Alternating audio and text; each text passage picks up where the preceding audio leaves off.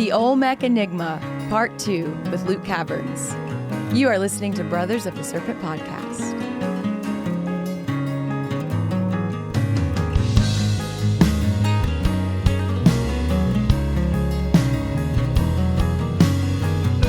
And welcome back, ladies and gentlemen, boys and girls, angels and demons and monsters and serpents. This is Brothers of the Serpent podcast, and we are coming to you not live from the 10 by 10 by 10 tangent cube of science, where we are nestled amongst the dusty bones of an ancient seabed high atop the Edwards Plateau.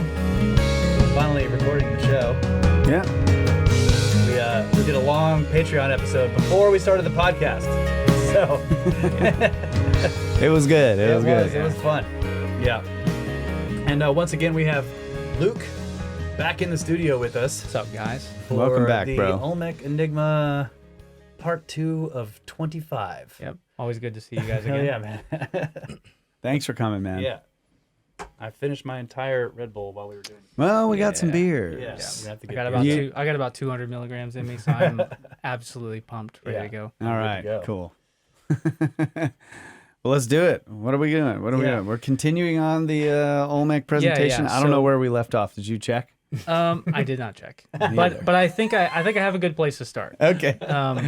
So last time we got into talking a little bit about the elongated skulls, and we kind of got into the Jaguar stuff a little bit, Yeah, right? yeah. So we're kind of gonna recap that, and then this isn't exactly the same presentation that I had last time, but this is the second half of my cosmic presentation, which is like another iteration of what I was showing you guys. Cool. So yeah, this one has a little bit less info on the slide, but I'll still have all of it. So anyways, so we're at elongated skulls, Jaguars, and ancient kings. So who is the Jaguar Child? Is he a king? Is he a shaman? Or is he both? So in the Olmec world, it's like we see all these different, we see them depicting different people in their culture in different ways. But what's really interesting is that, there's this idea that permeates the Olmec world that potentially the kings are also the Jaguar shamans. But the thing is, when you look at the Olmec heads, which we assume to be their kings, they don't have an elongated head. When you look at the jadeite figures, do you guys remember me showing you the little jadeite figures that are like almost a foot tall? Yeah. And they're doing some kind of procession in front of the 5 or 6 stelae. Yeah. It's like that is almost looks like a different race of people, or almost like a different species of person, and maybe that's what they're actually trying to convey, is that these are half jaguar people. And so here Jaguars also don't have elongated heads, though, right? They also don't have elongated heads. Yeah. So I don't know. I heard an archaeologist say recently that because Mesoamericans were such maize-based people, like their whole religion and the cycle of their whole calendar is based on raising and farming maize, that they were elongating their skull to look like corn. Look like corn cobs. We could just make cornrows, bro. Yeah, so I kind of thought, I don't know about that explanation. Yeah. I'm not sure about that either. Yes. I like it though. I like the speculation. Yeah. I have a question about this. Sure. Picture. How solidly are these two different sculptures connected to each other? So they're both found at the same site. Okay. I believe that these are both Leventa.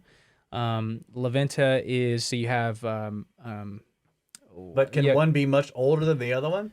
Sure. Yeah. Okay. Yeah. Well, I mean, they're both carved out of basalt, incredibly hard stone. I mean, basalt's like a 6 to 7 on the Mohs. Yeah, I think so. And they're both found, at the same site, like probably, 50 yards away from each other, with a similar art style. So you would think that they're at the same time. You would think that they're at the same time. But aren't some of the heads found buried very deeply? Yes. Is this one also? The Yeah. Shaman and Child. So these two at Leventa, I don't believe that they were found very, very deeply. I think that these were just like right under the surface. But there are some at San Lorenzo. So you have San Lorenzo is the first one. That's the one that we consider the Fertile Crescent of Mexico. And there, the archaeologists who have been working there for the last like 70 years, they will say some of these heads were found 60 feet under the ground. Yeah. That's insane. La Venta, I don't know. All I hear is like the top of the head was right under the surface of the ground. I've seen some pictures of that where it's like right. It's right there. You can just see the you little... can see like a cheek and eyes exposed before they dug it up and stuff. Yeah. Yep. And so I don't know. I mean, that's kind of the tough thing about the Olmecs, and that's one of the things I think is so fascinating about studying them, is because through studying them, we are actually studying a lost civilization.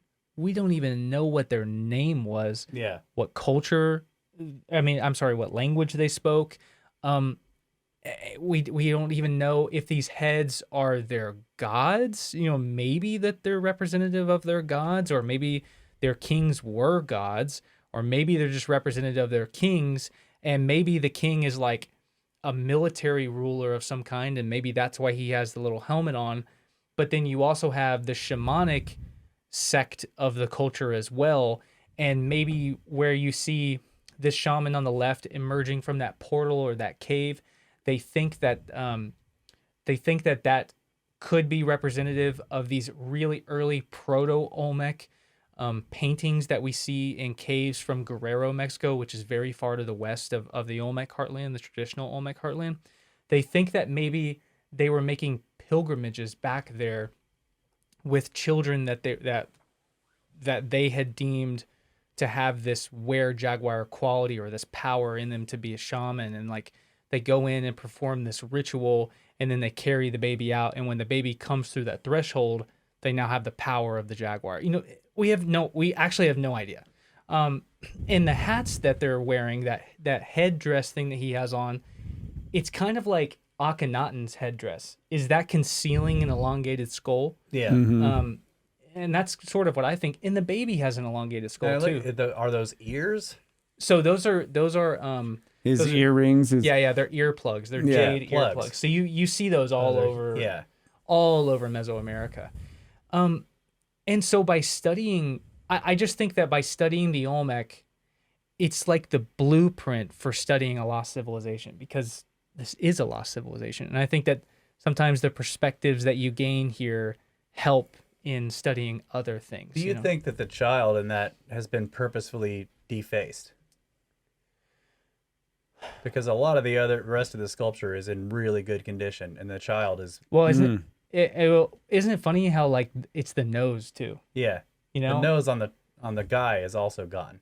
Yeah, it's possible, and maybe that's taking away their essence, taking away their power.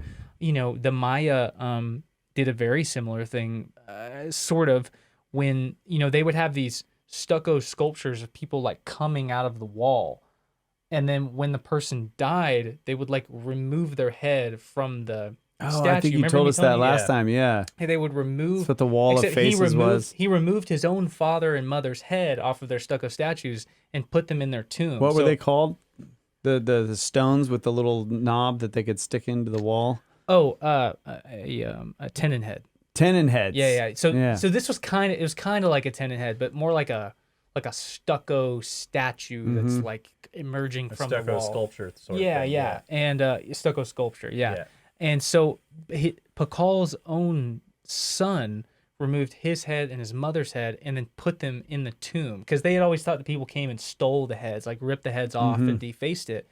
But it could be something that they are doing to themselves, and maybe that's something that's going on here. And on some of the Olmec heads, remember me showing you guys that there's like the scrapes in the top of the heads, like somebody tried to deface it or something. Maybe that's what's going on. But the fact that it's the nose on these specifically. In Egypt, there's a lot of in the temples. In a lot of the temples, you find these marks. Scrapes. And like some of it's explained as like this is where sand was wearing away, but other descriptions is that people would come, and they did this for thousands of years, and you would scrape, because it's sandstone. You can run your finger on it and get some dust, right? And then they would make a tea, right? Or some kind of drink. And it was like I don't know what you would call it, like some kind of... They were drinking the Holy temple, the holy temple. Sure. So like when I saw those marks that you showed us on that head, I was thinking the same thing. They thought that this was like some kind of powerful Relic of the gods. artifact for a long time, and they're scraping. I know it's basalt, which makes it a lot harder, but you're just scraping bits of it off and drinking it as a potion. Yeah, very interesting. It's like the guys that were eating the mummies, or the French people. Did I tell you about that? The French people that were eating the mummies to like cure their ailments. Yeah, they were making paint out of them too. We had a joke. It's mummy brown. You want to paint your bedroom walls in mummy brown. Mummy brown. Yeah. Drink as a mummy. Yeah. I don't know. I just couldn't think of that. What is wrong? I'm feeling sick. Drink some mummy. They all get cancer. So anyways, so I think that I have potentially some kind of explanation. I'm not sure if that's in this next slide of what may have been going on in the Olmec world. Well, here's just a further iteration of what these headdresses look like. See that headdress on the left? How similar does that look to the hedget? It looks. Oh yeah. Yeah. It's a backwards hedget. It's backwards. Yeah. It's like. But then on the other side, he's got the uraeus, the serpent, in there. Yeah. Oh yeah. And so they all have, you look at the children have elongated heads, so you can assume that the adults that are clutching the children have elongated heads. And these people all have the down curled lips, like a feline or something. That's what they think. That's what we think they're trying to convey. So you can assume that the same supernatural-esque being that child is emerging from the portal, he's the same sort of species or whatever as the person holding him, and as the four people on the left side, clutching and pulling back their children, almost like they're scared or something. And on the other side of this altar is a very similar image with another two figures holding babies, but it's either eroded or it's defaced and torn off, and you can't really see it anymore. And then but then on the figure on the left, you also have the snake curling over. And so it's fascinating that you see such similar imagery on two different cultures on the side of the planet. Is that something that's like intrinsically human? Is it something that two cultures that knew of each other, or is it something that's a cultural influence being carried down? Yeah. It's also weird to me, and this is just, my impression. The one on the left looks more like armor. Mm-hmm. And the one on the right looks more, I don't know, decorative. So that if you're saying the one on the right is the shamanistic one, I don't know. And the one on the left, he looks like he's wearing some armor. Like, what is that plate right under the hand of the child that's going around the shoulder there? Mm-hmm. I'm not sure, and we really know very little about. There's something coming up out of his. Yeah, there's like a sword hilt or something sticking off of his back. Yeah. And the other one, the headdress is even broken off. Helmet, yeah, it's either maybe that's like a staff behind him, or it's something like really tall off of his headdress. Yeah. A plume. We have it's just like the pharaoh's headdress. Yeah. We have no idea. They've never found any of the crowns. They've never. Yeah. Well, about that, I've often wondered if it was just one crown. If it was one crown that was handed down, it was like when you have the crown, that's like your power of the pharaoh is held in this crown, and but if you look at the depictions, there's multiple different versions. So many different crowns. Many. Yeah, some of them have like 4 bowling pins, and some of them have 2, and some of them have 1, and it's like some of them have these giant things that look like radio towers or something, and then really? There's so many different crowns. They get incredibly intricate. Yeah, and you can see like in some cases there's a progression of them where the crown is almost like blooming like a flower or something. Interesting. You need to talk to the guy with the most bowling pins on his hat. Yeah. So anyways, we don't know a lot about Olmec dress, like what exactly they're wearing. We have never found an Olmec hat, or any of these headdresses. Now, what's interesting is there are basalt statues, which me being mind blown by seeing all these things in person. Some things I just didn't get a photo of. I don't know why. Yeah, no, I understand. But there was a life size, 5 foot something tall basalt statue, insanely well polished, and a guy was wearing a cape. Yeah, he's like carved out of basalt, and he's wearing like full clothing, like covering his whole body basically. Which blew my mind, because most of the time you imagine these guys running around in loincloths like they do in Apocalypto. But well, like, look at this guy, the one on the left. You see that mark going over his arm, like he is wearing some kind of shawl. Yeah. Right? Yeah, he's got something over him, covering his upper arm there. Yep. Yeah. And there's belts. Like there's something down. At first I thought there were too many hands, but I think that's a belt down there. Yeah. And one thing I imagine is like, okay, so like I was saying from Apocalypto, you imagine these guys running around in their underwear and barefoot and all this stuff. But I mean, man, some of these guys had they had sandals of some kind. You know, they were protecting their feet. And try to imagine these, you know, at the very least, I would imagine that people being depicted in basalt Olmec statues are royalty of some kind. There's somebody who's important. Imagine a guy walking around with this big fancy headdress on with the snake coming out of the front and something, you know, kind of jutting up in the back. And he's wearing a cape in the middle of the jungle with like a skirt that, you know, comes down to like right above his knees, wearing shoes. Like he's walking around like he, you know, is like a majestic ruler in the jungle. Yeah, it's like it's like we're studying an alien world looking at this, you know? Yeah. And that's one of the things I find so fascinating. Was he wearing boots, or was it like Fer-de-Lance chanclas or something? I don't know. We don't know. But you can just see it. You can see it in some of the statuette depictions that you know, in some of them they define the toes of some people, and then on other ones you can see that it's not. It's a shoe of some kind that they're wearing, which is really interesting. Amazon cruisers. So, in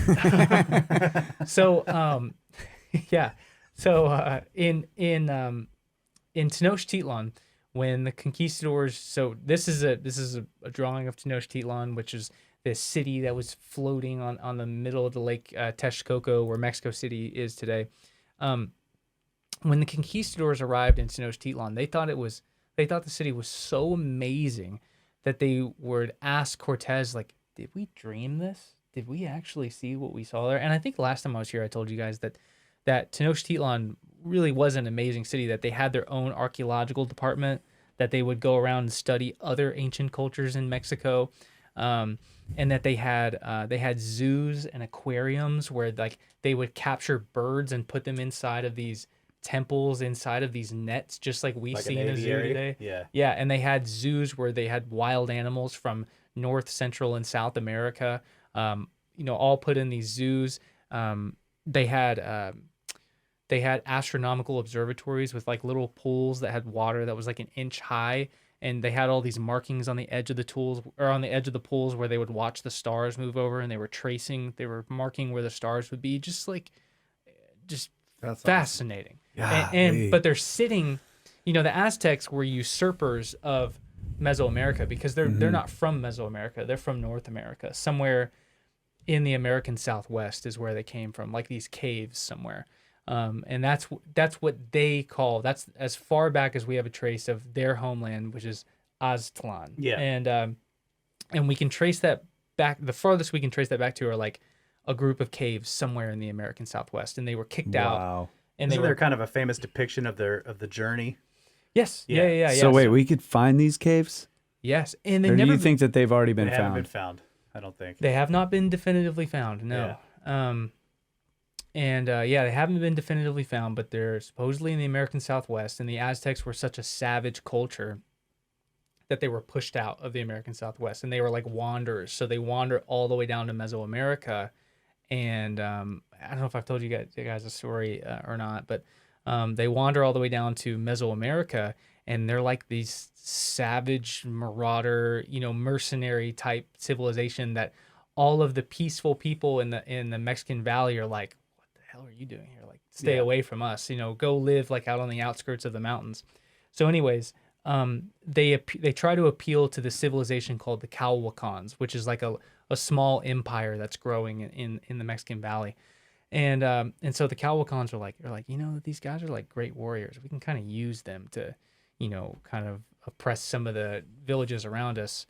Okay, Aztecs, we're going to give you this little crappy, rocky POS island in the middle of this lake over here where nothing grows. Oh, God. So we're gonna give you this little area where you're gonna have to walk across rocks in the water just to get to your home every day. And so they go there, and for 150 years they have the Aztecs as their mercenaries, like just beating up on all these people. But when the Aztecs are like looting these places, they're taking some of the wealth back with them. Yeah. And while the Calwicons are growing, the Aztecs are also growing. So as the Calwicons are growing, the Aztecs are growing with them. But they're like the army of the Calwicons.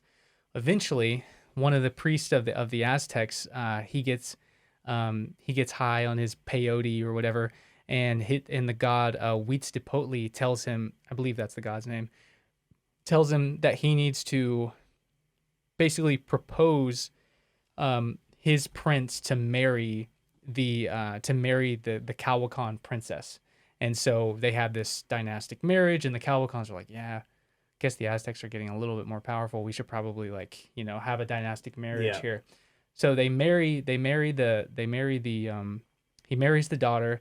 Then he comes back, and they go to their oracle or whatever. They get high on the peyote again, and then Huitzilopochtli tells him, actually, what we're going to do now that the daughter is in our palace is you're going to skin her alive and put her skin on the prince, invite the king and the royal guard from the Calwicons into Tenochtitlan, close the gates on him, and then bring the king into the palace. And then when he walks into the palace, he sees his daughter's skin being worn by the man that he just married him to.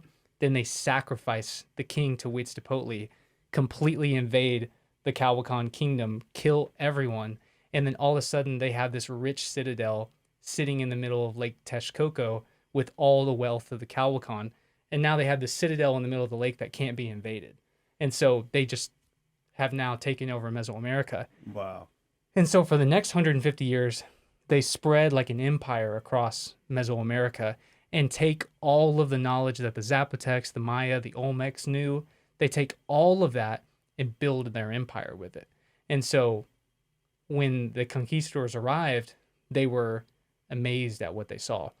And I wish that there was more of Tenochtitlan around, because it would give us such a clear image as to like a culture who came in, usurped everything, and, brought it, I guess, to the forefront of their civilization. Anyways, one of the strange things about Teotihuacan was when the conquistadors went into Montezuma's palace, they saw that in his palace, all of the, there had to be people there with Down syndrome. There had to be people there that were like, there were deformed people in the palace. So imagine like Jabba's palace in Return of the Jedi. Yeah. You have how he had all the strange people around him. Yeah. That's what it would have been like. And you would have seen all these deformed people living luxurious lives in the palace, being taken care for and treated like royalty. And they thought this was weird because they definitely saw people with Down syndrome. They definitely saw people that were like hunchbacked and had, all these strange deformities that also exist, back in Europe. Yeah. Or exist back in Spain.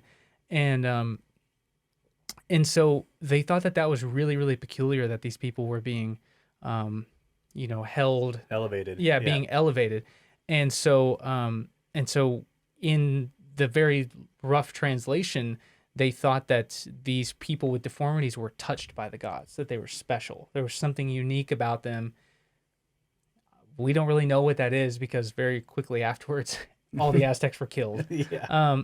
But then in the Maya world, as the Maya world is excavated more and more, we see on murals at the bottom of the temples that dwarves are being elevated. In Egypt as well.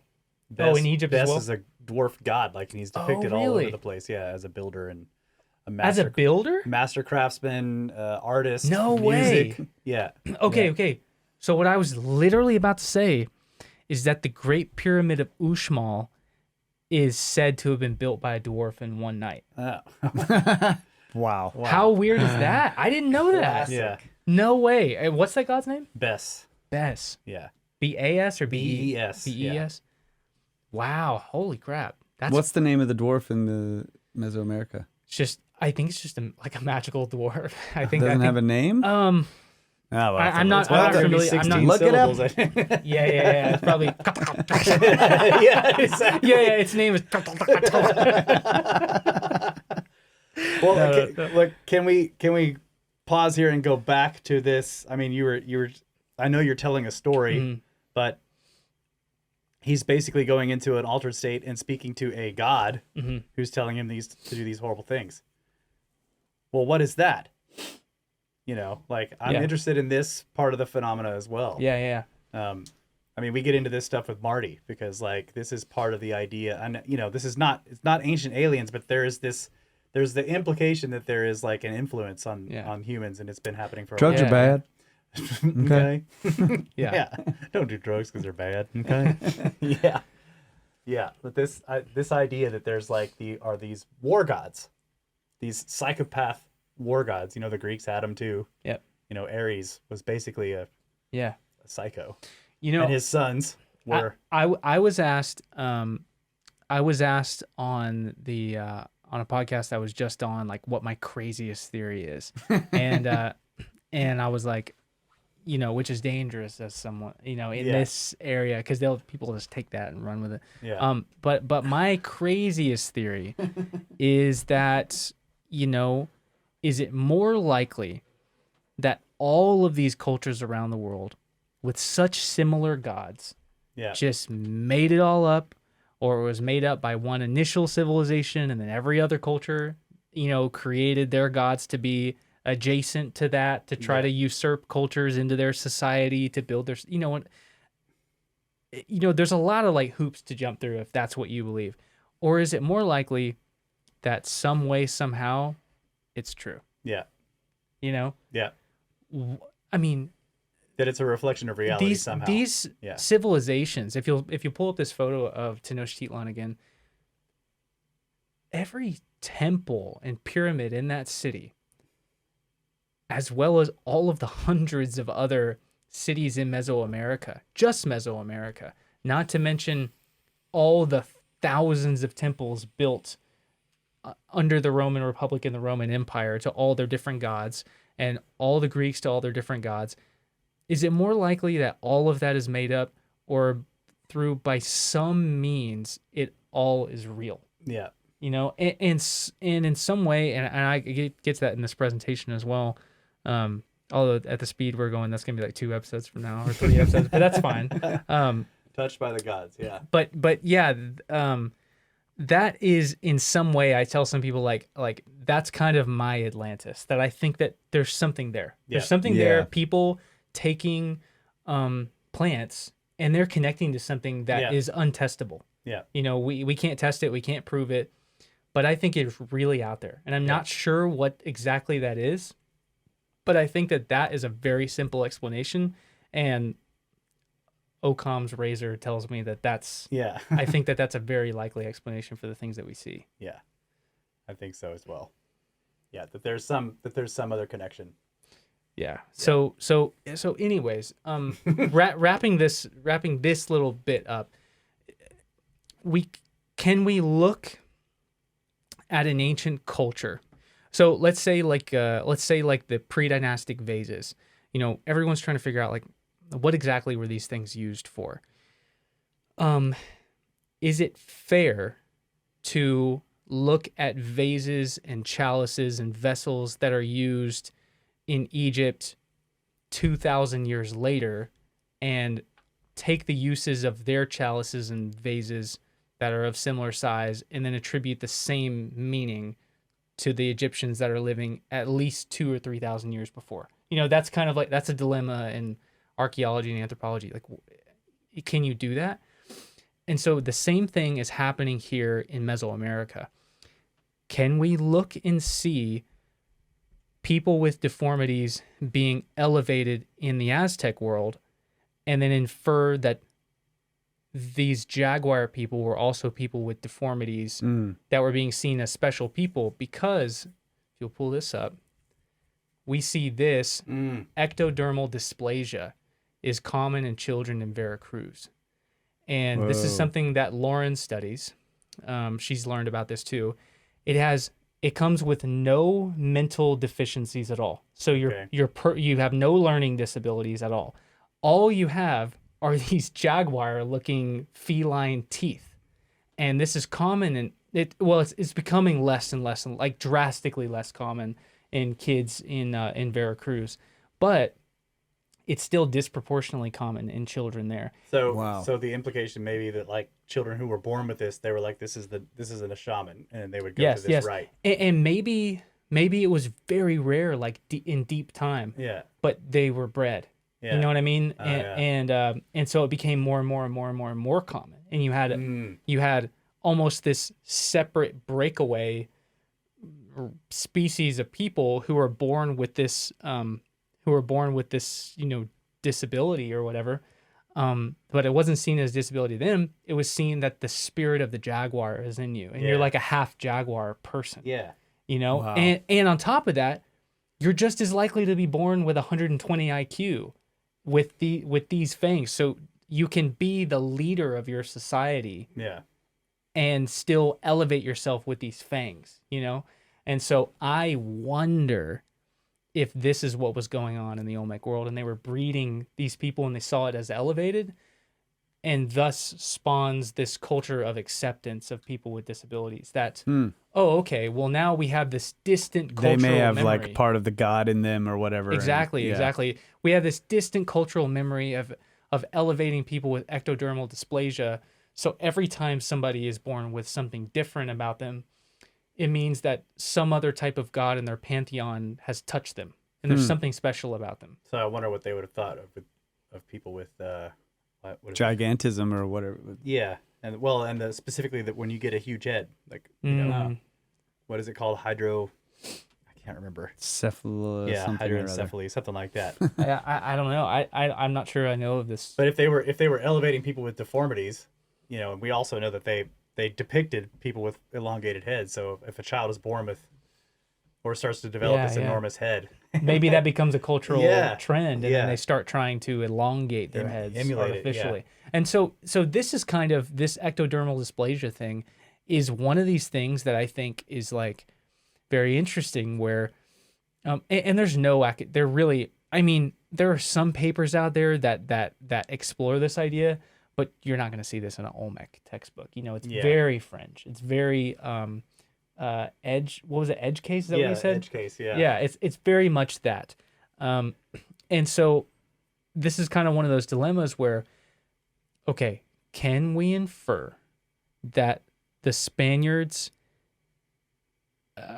visiting Tenochtitlan and going up to Montezuma's palace and seeing these people with disabilities being elevated, can we infer that this is a continuation of a much older tradition? A 3,000-year-old tradition. Yeah, you know what I mean? Olmecs were doing. Yeah. And so it's an interesting thing. Like when you're studying a lost civilization, like how far down do these cultural ideas continue? Yeah. And it makes sense that it does, because we see that same kind of meander pattern all over the planet that, you know, even archaeologists say could come from deep time. Yeah.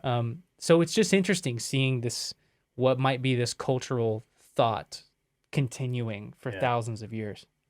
Wow. Right on. So break time. Yeah. Yeah. All right, man, this is great. Hell yeah. Yes. Glad to have you back. Cool. Snacks.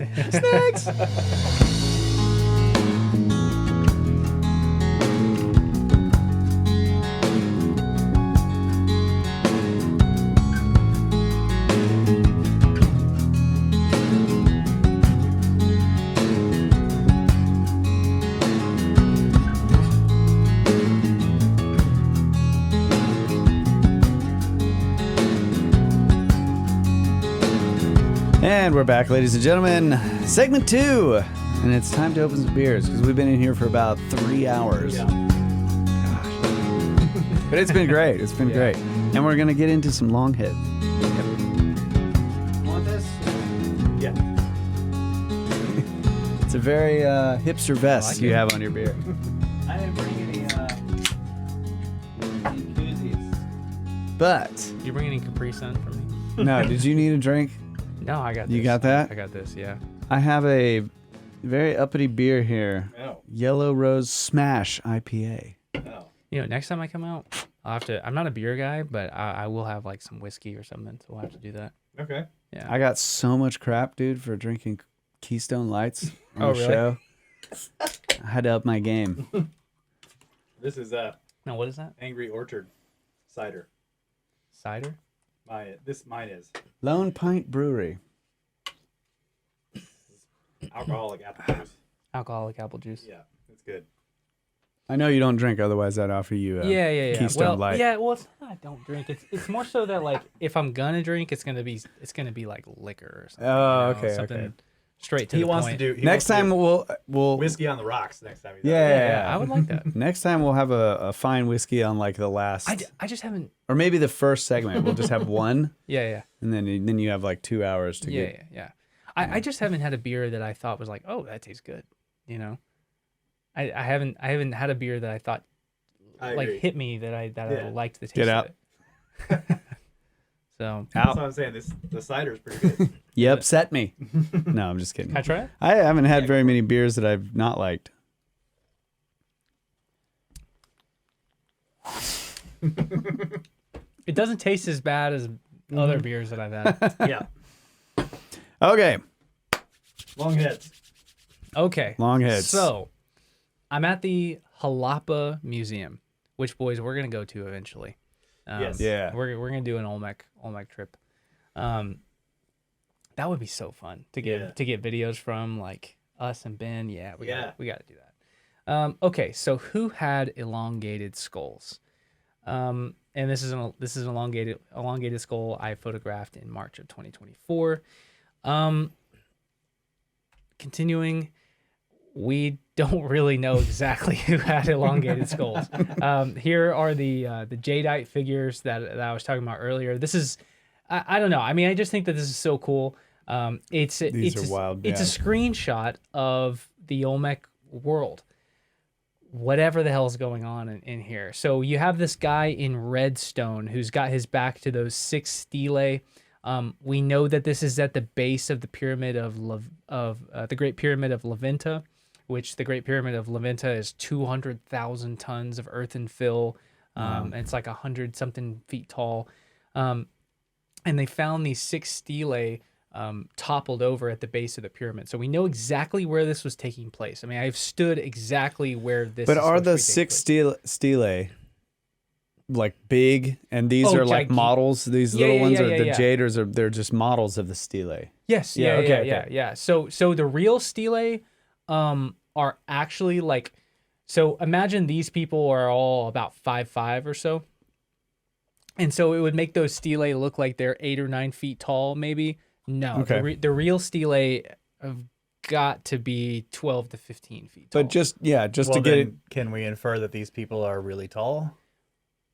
Okay. That's actually a great point because the archaeologist, the same one who's like in his 80s or something that we met at San Lorenzo, said that the 3 skeletons excavated at the Red Palace were like 6'5", which is that's not normal. Yeah.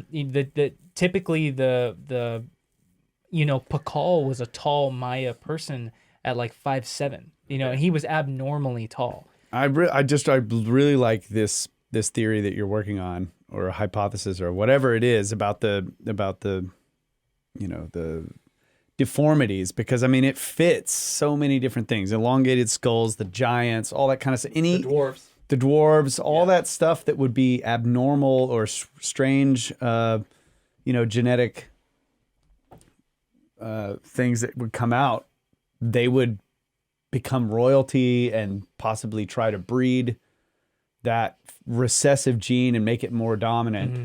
So that's just, it's freaking cool. Anyway, continue. Yeah. So these guys. You know what? I mean, you might be right. Like, maybe these guys are tall, and the soil in the Olmec world is like so acidic that we don't even have bones of most people. It has to be like just fortunately the right circumstance for us to still have the bones. So this is giving us some kind of snapshot of some procession. So you've got all of these serpentine jadeite figures, and you've got one guy in redstone who's got his back to the stelae and he's facing the rest, and you can't really tell super well from this angle, but you have these 4 guys up on the top left that are passing in front of him. And so it's like a screenshot of something happening in the Olmec Some world. ceremony or And something. it's amazing that we know literally exactly where it happened. And I stood there at the exact location that we have these jadeite figures giving us a depiction of a procession of some kind taking place from a lost civilization. And I'm standing right where it happened. Yeah. Just right where the real thing happened. yeah. Just, it's so cool.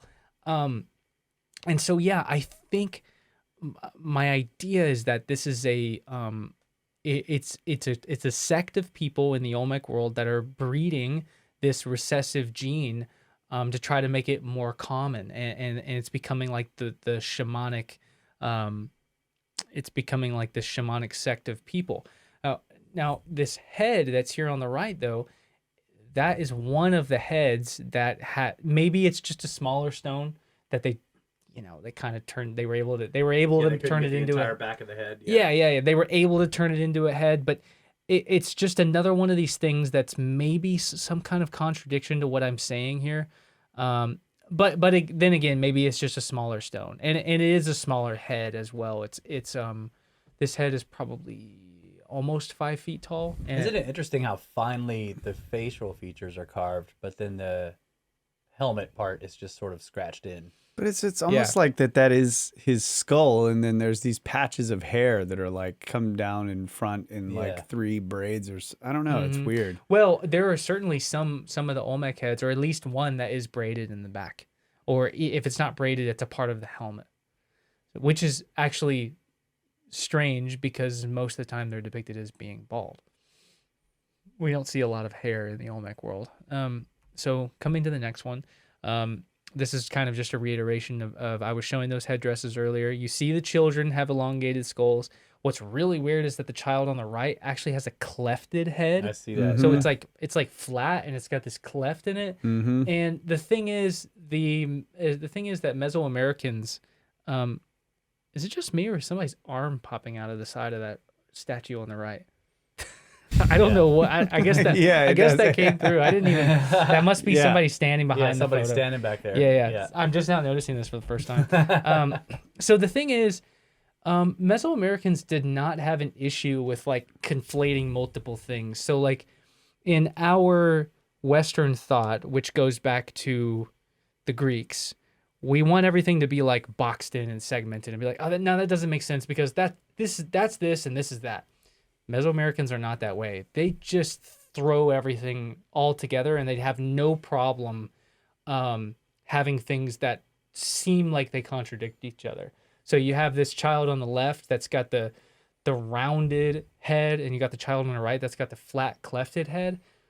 We don't really know what that means, and we don't really know why Mesoamericans choose to depict things that are so contradictory. It's just, you have to remove your Western mind to even try to understand these people. It's the same thing. Like, have you guys ever seen a depiction of how the Maya calendar works and how it's like gears that are rotating and everything? Yes. That's a Greek thing. The Mesoamericans did not have gears. That's not how they read their calendar. We don't really know exactly how they read it. They read it like, they were putting it all together in their minds in a way that's more complicated than having the gears rotating together. They didn't know anything about gears. That, as far as we know, that was a Greek thing. And so you have to think how they're looking at that disc and reading that calendar is totally different than our own perception. But isn't that's interesting because you have a civilization that perhaps was more advanced, studying an artifact from a civilization that's like less advanced, and drawing out aspects of this ancient artifact that are extremely advanced in terms of its how it works and its mechanics and its all of that kind of stuff. So I wonder, like, is that actually evidence that the artifact was inherited? That the people that were using it, that were depicting it in later times, didn't actually fully understand how it worked? Well, I think that in the Maya's case, I think they definitely inherited their calendar from the Olmecs, but I think just in the case of the Maya, at least the hierarchy people in their society like had a complete understanding of what was going on, and you could just tell by the temples and the way the cities are built that like it's all tied in. Is there another way, just for that specific artifact, the calendar? Is there another way to understand how it functions? Are the gears and all the turning and stuff? Is that just a way to like make it understandable to us? Well, and they understood it in a completely different way. Is that what you're saying? Yeah. So whenever you see a depiction of like the Maya calendar, have you ever seen it where like one part's going up and down and the other part has a gear that's like running along it, where you can see how things match up?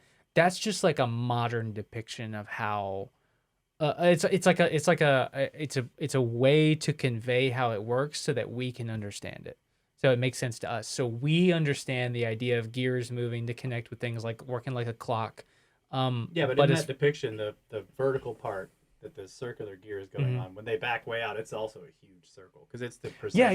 Yeah. And it just looks flat when you're looking close. But isn't that? I mean, that's what I'm saying. That is actually what it's doing too. It's a cyclical. It is. Yeah. It is. But it's like the Maya were reading it in a different way. Right. Of course. And so they may not have pictured that.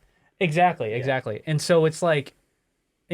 We are so used to reading things in that way of a gear, running together, but they were reading it in a completely different way. Who figured that out?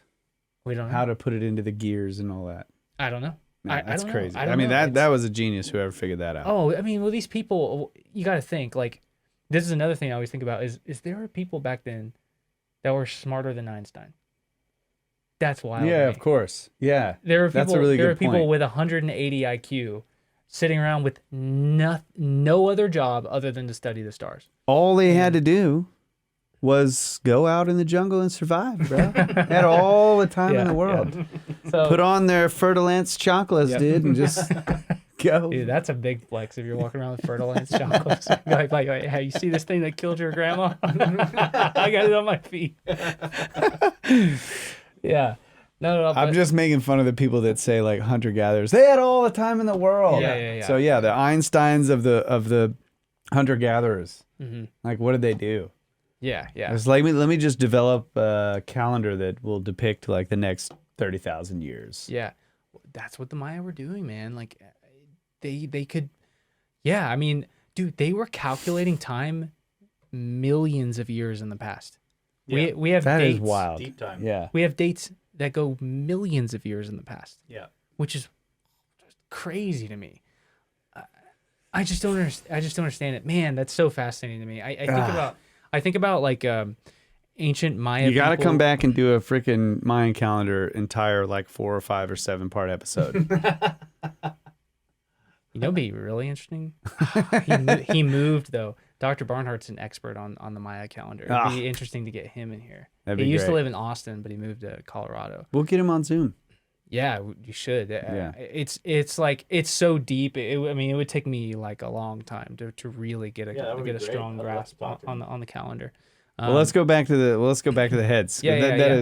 So anyways, okay, so enough of this altar here on the left because we touched on this for quite a little bit. That kid also has like super Chad jaw. Look at him.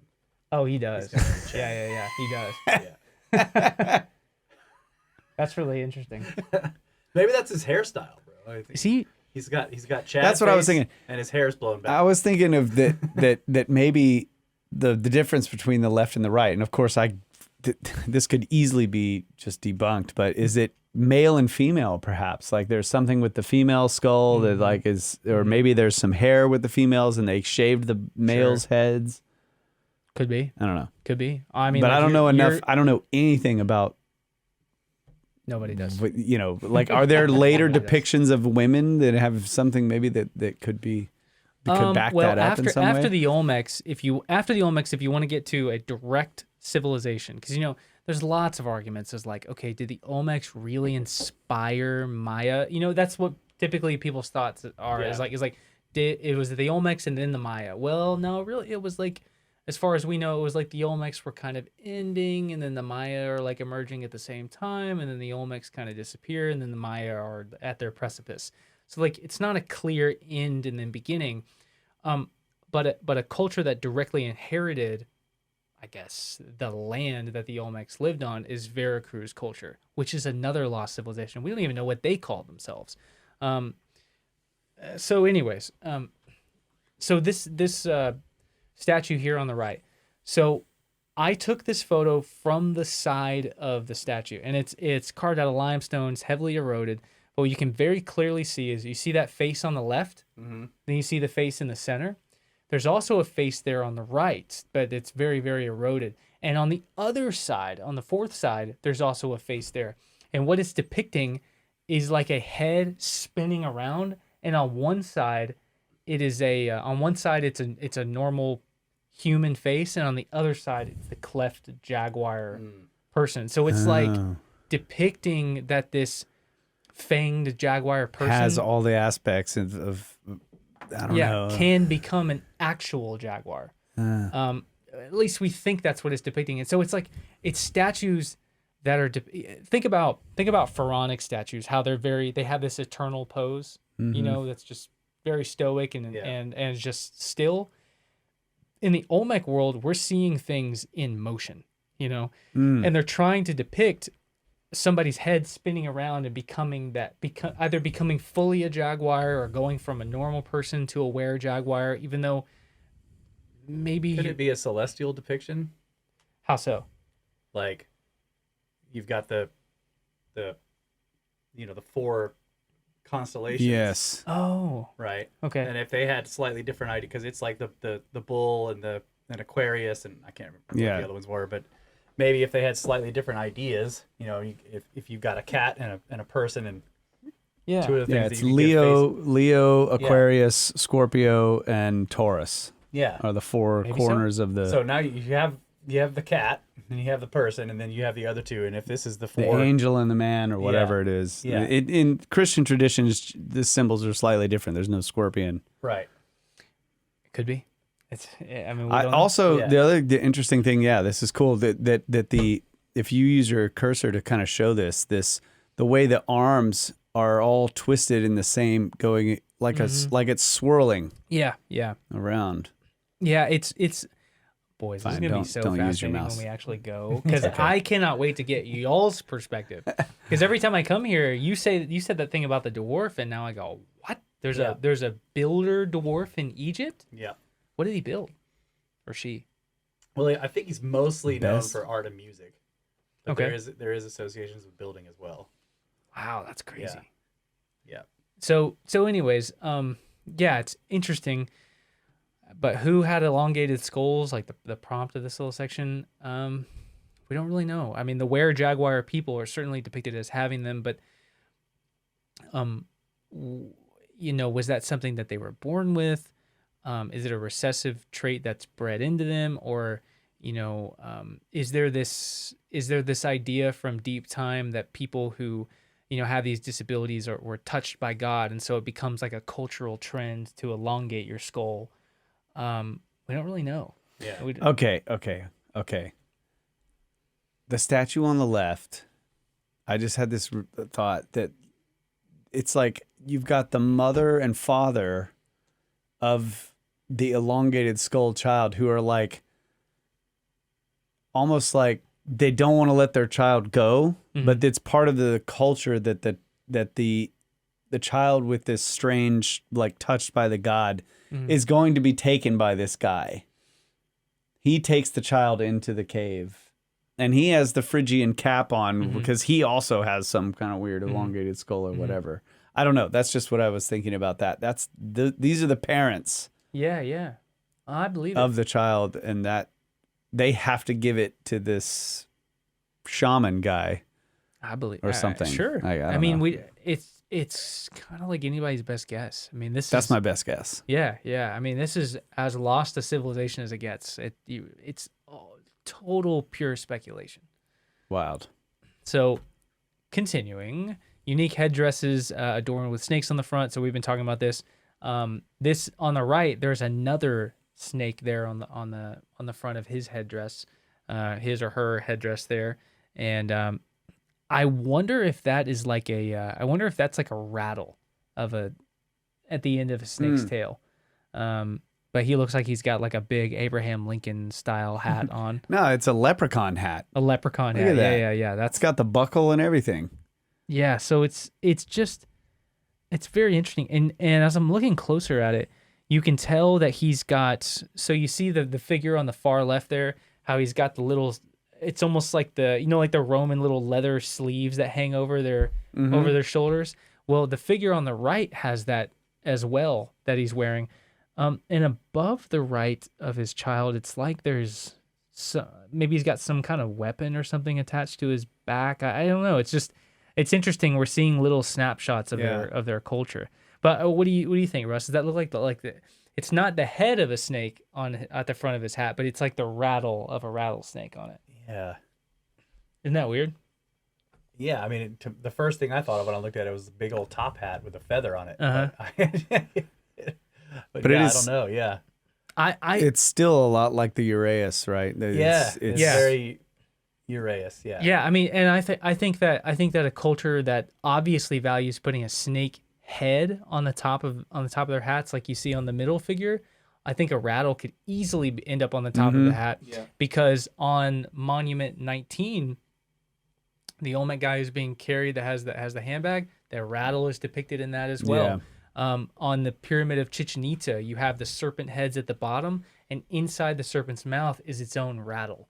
And so there is something about the rattlesnake in Mesoamerican culture that is extremely important. So I don't know, just a little slide I made kind of showing some of their headdresses there.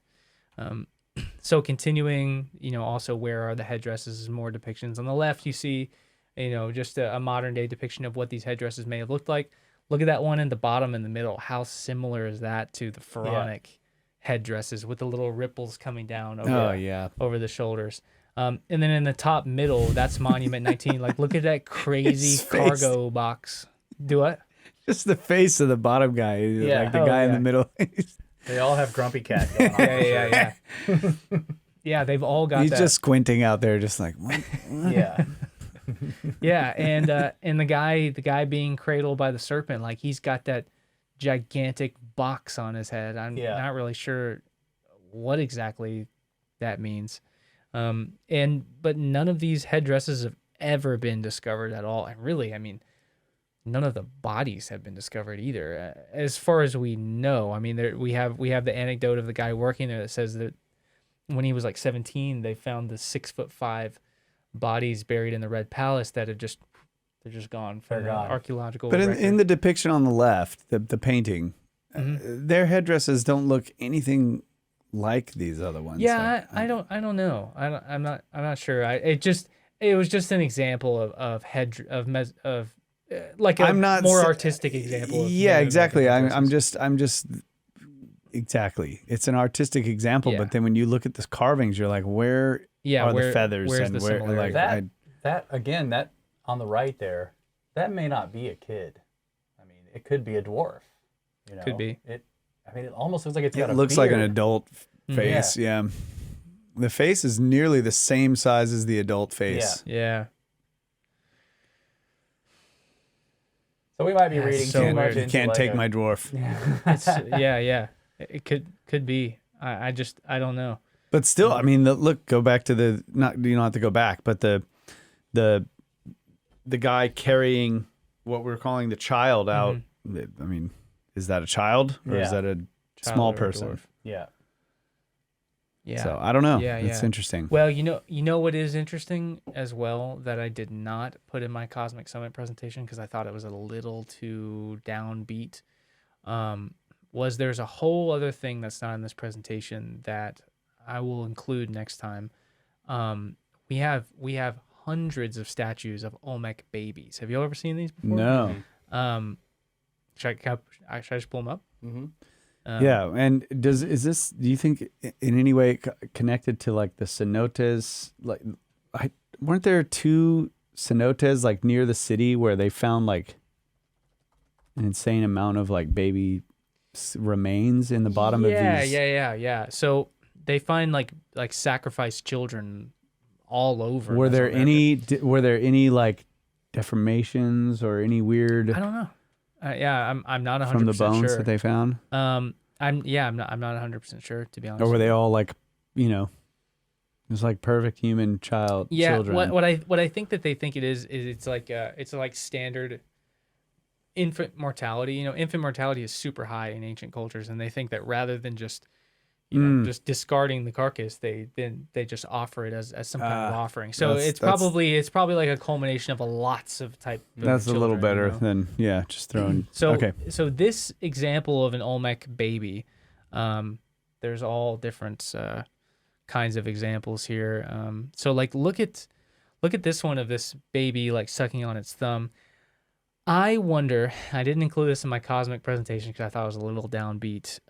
I wonder if they are depicting children with Down syndrome in these, because it's very much like, how many times have you seen in depictions of, a Down syndrome child like making this same kind of gesture here? I'm not sure what that is and why that happens, but it's sort of common, and you can see that they, don't look quite necessarily normal. And so I have wondered if this is an example. That's not the same thing. I think those are grown. Those might not even be Olmec. Here's another one of this person carrying them. Wow, that is wild. So I have often wondered, if they are depicting children that are, that have disabilities. I just didn't include this in cosmic. But I think that it's another like strong piece of evidence, or possibly evidence that these are like shamanic children, maybe. Yeah, shamanic children, or maybe they're not even were-jaguar children. Maybe this is just something different that they acknowledge, that these children that are born with Down syndrome are touched by the gods, and they're immortalizing them in these little statues. Yeah. Look at his head though. It's like there's a cap on his head or a bulge. Yeah, it's strange, isn't it? It's really strange. That is wild. I'm not sure what's happening here. Some of these aren't even Olmec. You kind of have to know what you're looking for. That one's definitely Olmec. Can you see the two little teeth in his mouth though? Look at that. Oh yeah. Yep. Huh. So, it's just interesting, isn't it? It's and maybe I'm completely wrong about the Down syndrome thing, but maybe the genes of Olmec people, how this looks very, very different than other Mesoamerican people. Like, it looks extremely Asian. I was gonna say they all look very. And so maybe this is just what the children, like these shamanic children, look like. There's lots of things that when you're trying to study this culture that has no literary evidence at all, there's lots of contradictions in trying to figure out what exactly is going on. But this is another thing that I think that they're, immortalizing people with disabilities. Downs people have that fold around, I can't remember what it's called, around the eyes, right? I'm not 100% sure. You see here as well. Yeah. So I wonder if. Wow, look at the skull. I wonder if the shamans are. You have like were-jaguar people with ectodermal dysplasia. You also have people with Down syndrome. You also have people that are born, normal, I guess. And all three of these are depicted in Olmec art. I don't know.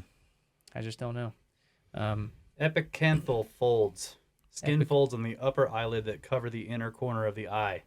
They're common in people of Asian descent, and also can be a sign of certain medical conditions, including Down syndrome. Wow. So on and so forth. Yeah. So it's a big mystery. But this is kind of just my like working theory that I think that they're elevating these people. That's actually really cool though. So yeah. I like the idea that they're touched by the gods. Like that's what I'm saying. That's really cool. Like, but I would like to know, like what their logic is behind that. Like, they're touched by the gods. So this person is disaffected. So what happened? Like, you know what I mean? Like, what was something pulled from them? Why do they think that they're different? You know what I mean? Like, I would like to know what their logic is. Well, if they're breeding them, Mm-hmm. I don't know. Is it possible that they have some idea that breeding these people can sometimes give you a really exceptional person? Mm-hmm. Mm-hmm. And so they think that these conditions are a sign. Okay. I don't know. Check this out. Yeah. The average life expectancy of a person with Down syndrome is around 60 years, but it can vary greatly. This is a significant increase from 1983 when the average lifespan was 25 years. No way. And from the 1940s when it was 12 years. Oh, so they were... So they may not have, in this time, they may not have ever made it past babies. So they're like immortalizing these children. Yeah. Oh. That's what I was wondering, because I was like, I don't think back in those days, because you think about like a perfectly genetically healthy baby, a lot of times was just lost anyway because of infant mortality rates were off the charts. Marcus Aurelius, 7 of his children died. Yeah. It was hard to get by. It was hard to survive in the ancient world. So maybe these Down syndrome children aren't surviving past, infancy. Yeah. And then when they die, they're being immortalized. Whoa, that's super cool, dude. Yeah. That's super cool. Maybe that's what's happening. Could be. So, perfect example of how people in our world who, we're not leading archaeological digs, but you can go to a museum and like put things together that aren't really acknowledged. You know what I mean? And you wouldn't think it's wide open, man. Like anybody can go into an archaeological museum and notice patterns. Yeah. So that's super cool. Whoa, that's so cool. That's really cool. I'm glad I brought that up. Well, let's take another break. Sure. All right. Yeah, this is awesome. We'll be right back. We're going to go through 5 slides. Before we get to the image.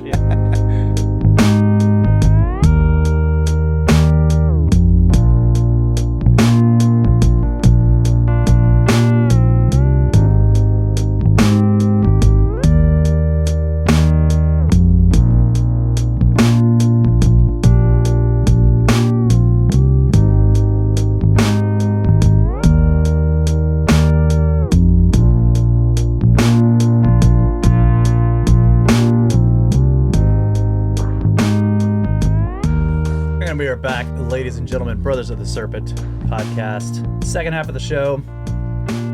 And we're going through some fantastic material that Luke has brought. And remember, we are speculating wildly on some things, and always with the certificate of ignorance, which you have to print yourself. Never forget.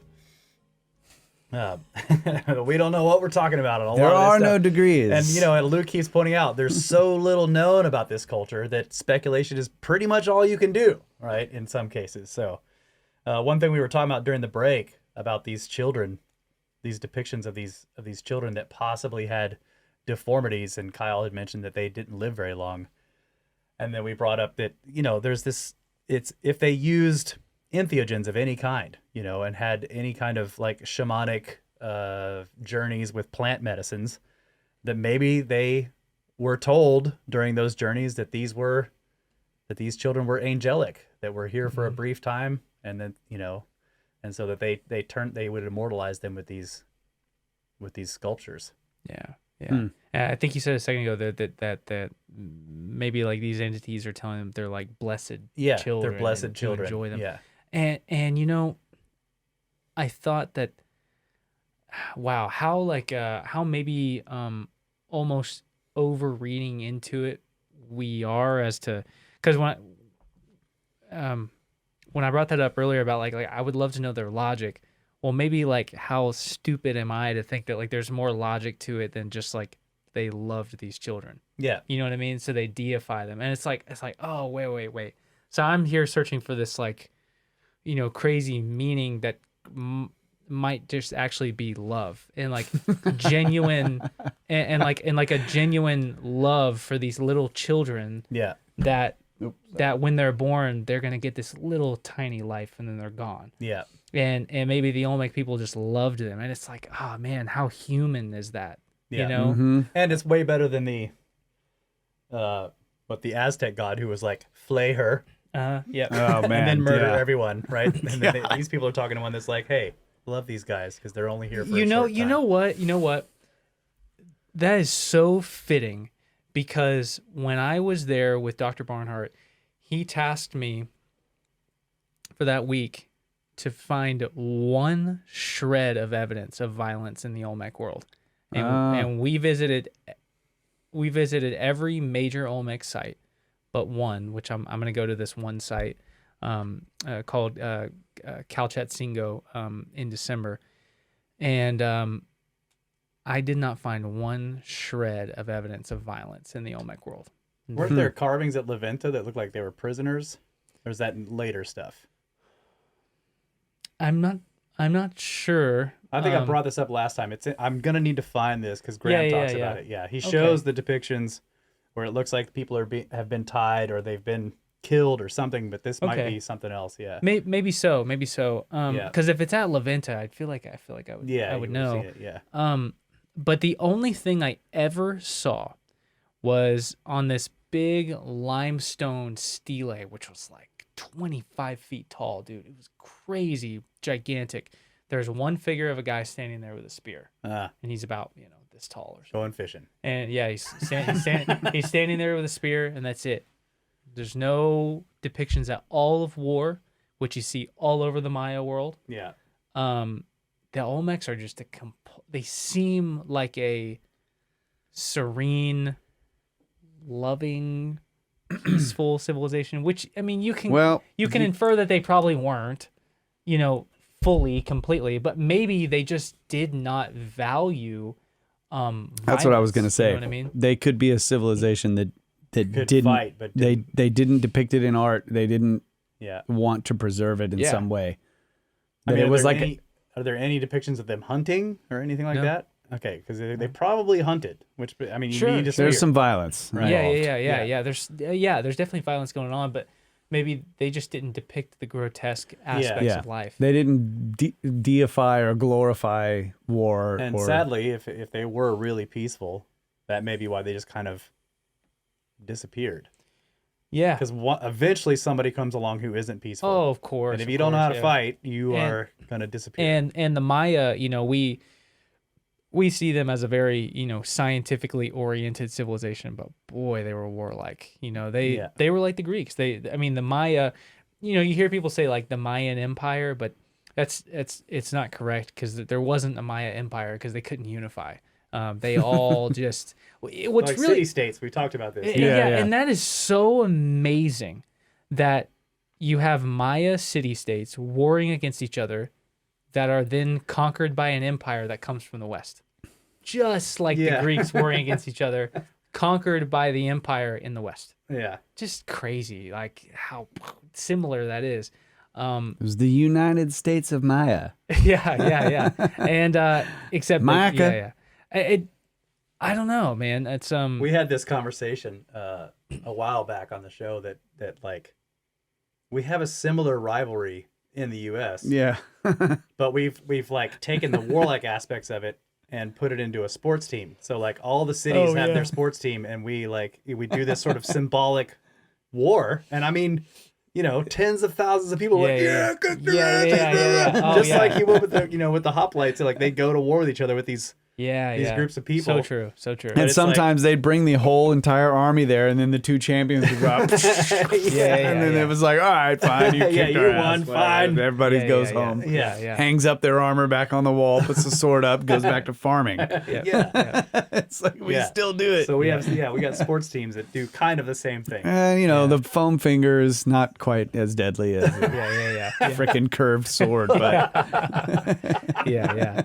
So still, you get to paint your face and stuff. But sometimes when your sports team loses, you set everything on fire. Yes, it does happen. it's still basically the same kind of competition. Yeah. Yeah. That's so interesting. That's so interesting. But I forget where I don't know why we got off on that. But So yeah, if you're a States, sports yeah. fan, basically you would have been in the Coliseum just like, Yeah, die. That's right. yeah, Those of us who are not sports fans are far superior, peaceful people. Yeah. Are you guys sports fans or No. no? Yeah. Are you?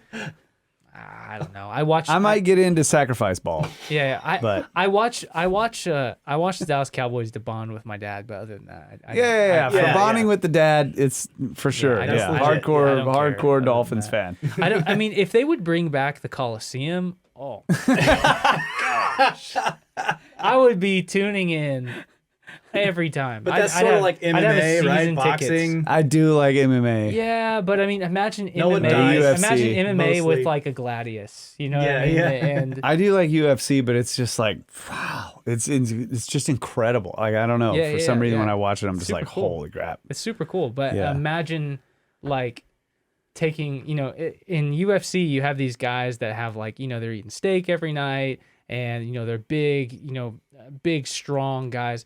Now let's take a bunch of like impoverished, conquered peoples from a different land and throw them in a ring with a lion. Throw them a couple of rusty swords. Well, yeah, you take one. You talk about entertainment there. you take one UFC guy Yeah. and put him in the ring with a bunch of people with rusty swords. Yes, yeah, and man. see what happens. That would be so cool. I would love to see blood. I'm not blood sure. sports. I don't know how cool that would be. I've seen some. There's been some fights that I've watched that just like I was just like, ooh. Oh yeah. The way it ended, I'm just like, oh man, it's rough. I don't know. I Yeah, don't know if I could watch somebody get mauled by a lion. You get used to it.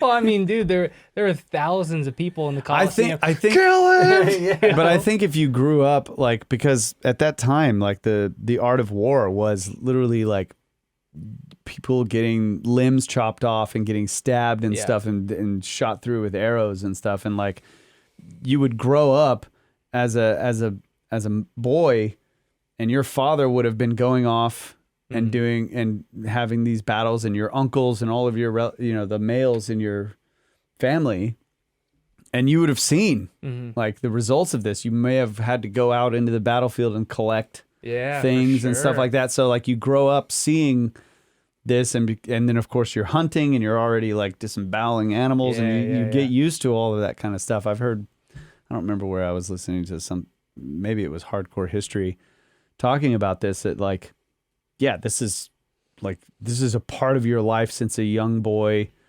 and then you end up doing it when you're older and you're coming of age. Now you're the one going out there. So yeah, seeing some Coliseum fight with your enemies down there having to fight off lions and stuff is just I think we still kind of Like- do this, but like we have paintball and Call of Duty, Yeah, right? yeah, yeah. So it's like you can now, of course, the kind of people who are winning at Call of Duty aren't the same as would be winning in the Coliseum necessarily, but it's still that kind of thing. Like a lot of people will watch one guy who's really good at killing a whole lot of people in a video game, Yeah, right? for sure. On Twitch or whatever. For sure, yeah. So it's like it's a similar kind of thing. Of course, nobody's actually dying, Yeah. but there's lots of shit talking and.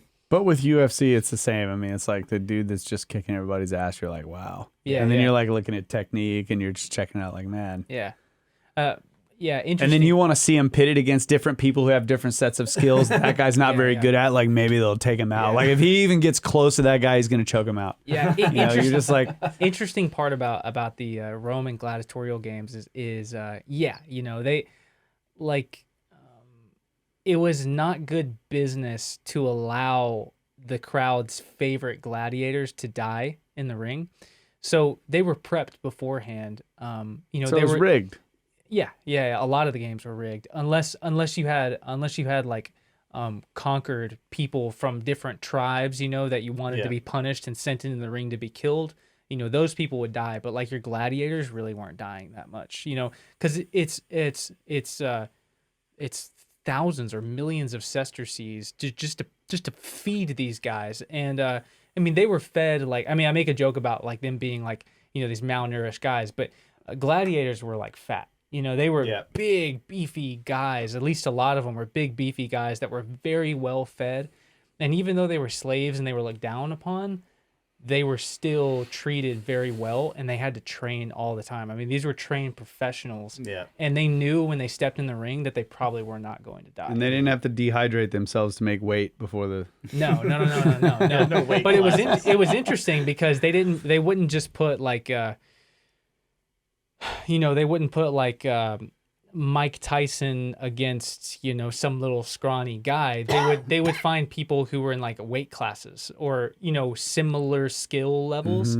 And so but if they had a big guy versus a small guy, they gave the small guy all the armor and like a shield and a nice Or it's helmet like and 3 a small long- guys. So it was a better fight. or it's something like that, you Yeah. know. Or they give the big guy no armor, and so they made it interesting. And then it was Man. like, the first guy to slice somebody really bad on the arm, it's called off.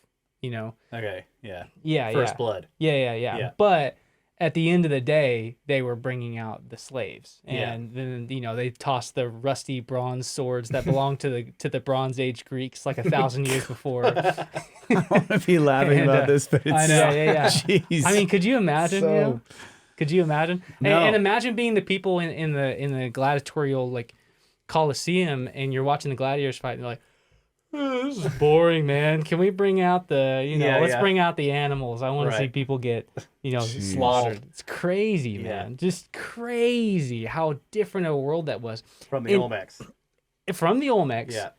And going down a whole other rabbit hole is like, okay, that was so what I'm talking about, that exact scenario of people in the Colosseum is about 1,800 years ago or so. It's at the height of the Roman Empire. So like between 117 AD or like 120 AD to 220 AD. It's the height of the empire when, what some historians call like the happiest time of humanity, which is strange to say, but that's what they called it. They were looking back into ancient history the way we look at them. And they were thinking about the Egyptians as like the Egyptians being this crazy distant culture that existed way back in deep time. We are closer right now to the Romans and the Colosseum by a considerable amount than they were to the pyramids. To the old at the kingdom, pyramids yeah. at the pyramids like youngest age, or you just say the old kingdom. Yeah. That's crazy. Yeah. That's crazy. We're 1,800 years away from them, and they were at least Like 3,000. almost 3,000 years. Yeah. What? That's wild, dude. Yeah. That's crazy to me. Yeah. That is wild. If only we could go back in time and give them like paint sword. Paint something. sword. Yeah. Can you imagine? So they didn't have to kill each other. Yeah, they yeah, could yeah. just play paint sword. Oh, it's so wild to me. So anyways, back to All the right. Olmecs. Yeah. I don't know where. Very peaceful. Yeah. No Colosseums. Very peaceful. No Colosseum. They did have the Mesoamerican ball game, but we have no evidence to support that. Whether you were winning or losing the ball game, you were dying like you would later on in the Maya world. That's what we call That it, was sacrifice Maya. ball. Yeah, sacrifice yeah, ball yeah. is Maya Yeah. ball. Yeah, so we don't know if they were doing that or not, but we have found ball courts at their cities. But we don't know, necessarily how the game was played or like if you won, if you had the reward of being your head chopped off. We have no idea. So taking it away from headdresses, there are unknown Olmec heads out there. These are limestone, sandstone heads that are considerably tall and larger than the majority of the other Olmec heads. They think that these go back to 3,000 to 3,500 years ago, but the heads are so heavily eroded. So is this the front of the head? This is where Yeah, the yeah, face should be? Yeah, it's the front of the head. Wow. So the heads are so heavily Wow. eroded that you can't really make out the features anymore. So Yeah. it's kind of like, and I've seen some that I don't have in this presentation that are like, it's like this kind of shape of a head, but it's like 60% of it is gone. It's just this, you can kind of see the little top of where a head would have been, and all the rest of it is completely eroded. It's like this. I don't even know how to describe it. It almost looks like this thing is.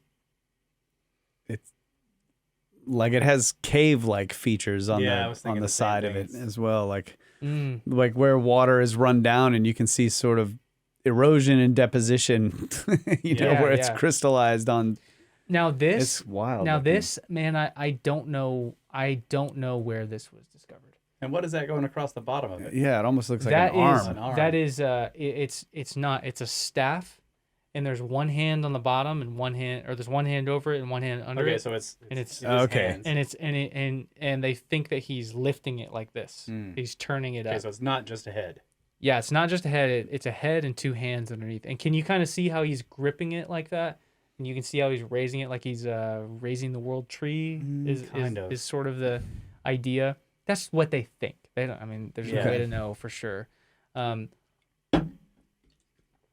there are, we know that there's 3 of these limestone heads. There's probably a lot more too.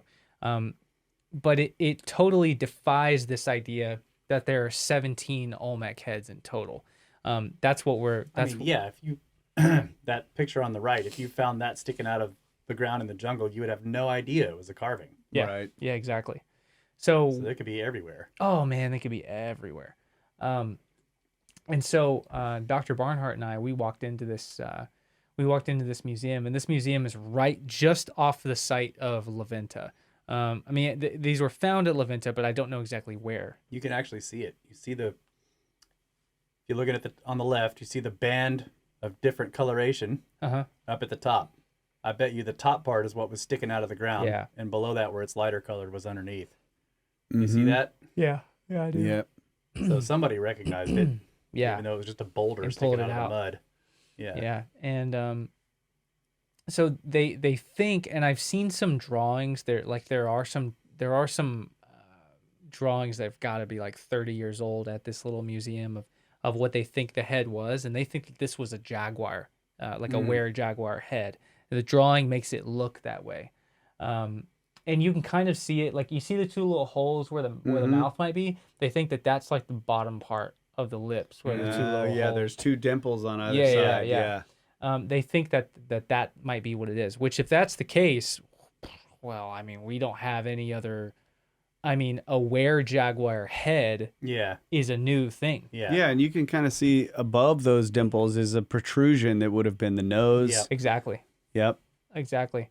And it looks like they're wearing it looks like he's wearing the helmet. The helmet with the curve. You can see the little curve right there. Yep. So think about this. This is how little documented these things are, that Dr. Barnhart, who's been doing this for more than 3 decades, he and I walk into this little museum. We're standing next to each other, and we both turn and we look at each other and we go, "What the hell are these?" And it's these 3 giant limestone heads.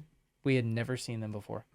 And he had never seen them before. That's how rarely documented these things are. I mean, I'm sure that these are on the internet somewhere, but you would have to know exactly what to look for. Okay, so civilization in isolation, getting on to the next section. So a lot of people, have the idea that, maybe Olmec origins or Native American origins have their origins in Africa of some kind. And so one thing that's really interesting is that when Columbus landed in the Bahamas and then he expanded through to the Caribbean, he was meeting up with the Caribs, which are the Caribs, and then also the name is escaping me right now, but there's the Tywin. I'm brain farting right now on the name, but he's meeting up with the cultures in the Caribbean, and he's asking them about these metal tipped spears that they have, and he's like because they're searching for metal and gold in the Americas, and he's like where did you get this? Like he's trying to communicate. He's like, what are these metal tipped spears and daggers that you have? And they're calling it guanine. And as they learn to communicate more and more with him over the years, they end up finding out that this race of, or this tribe of dark-skinned sailors that came up from the southeast brought guanine, which was it was metal, to these, Carib people. And, they traded with them and gave them this metal and taught them how to smelt it down and turn it into arrows and everything. Turns out that an ocean faring or ocean voyaging tribe or civilization of people during the 1400s living on the coast of Africa also have the word guanine for their metal. It's the same word for metal in the Caribbean and in Africa, kind of near Mauritania, maybe. Wow. Or That's maybe Nigeria. Is Nigeria? Yeah, Nigeria is on the coast of Africa. Am I right? I don't know. Yeah. Where's So our map? We used to have a map. so that's Yeah. Oh, yeah, there you go. actually, let's find out. We needed that for Path of the Pole. Yeah, Nigeria. Yeah, Nigeria. Okay. So Nigeria is on the coast of Africa, and so I say ancient, but tribes 600 years ago were calling metal guanine, and guanin, and then Columbus, when he's going through the Caribbean, seeing people with metal tipped spears, he's asking them, what is this? They call it guanine. They have the same word for it. Wow. That is the only hard evidence that we have of Africans being in the Americas, which I think is super interesting. Yeah, it is interesting. So, And pre-Columbian contact too. yeah. And we don't really know how far back that goes, but maybe not too long before Columbus,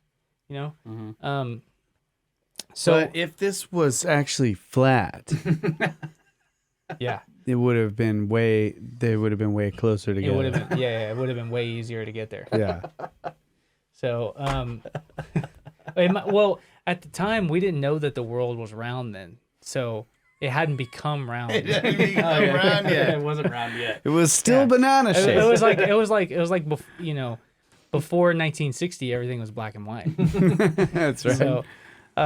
So considering continuing with this idea, I say all that to say that I do think that there was pre-Columbian contact between the Americas and Africa, but I do not think that means that the Olmec heads are African, as a lot of people like to speculate.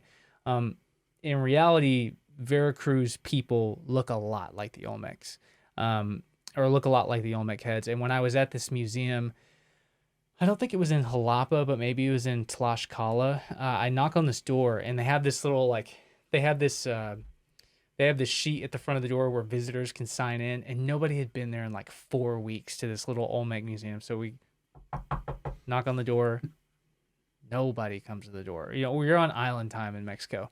Nobody comes to the door, and knock again. Somebody finally opens up the door, and they open it up, and I'm staring at the chest of a huge man, and I look up, and there is an Olmec head on the top of this guy's head, looking at me, and I'm thinking I'm definitely in the right place.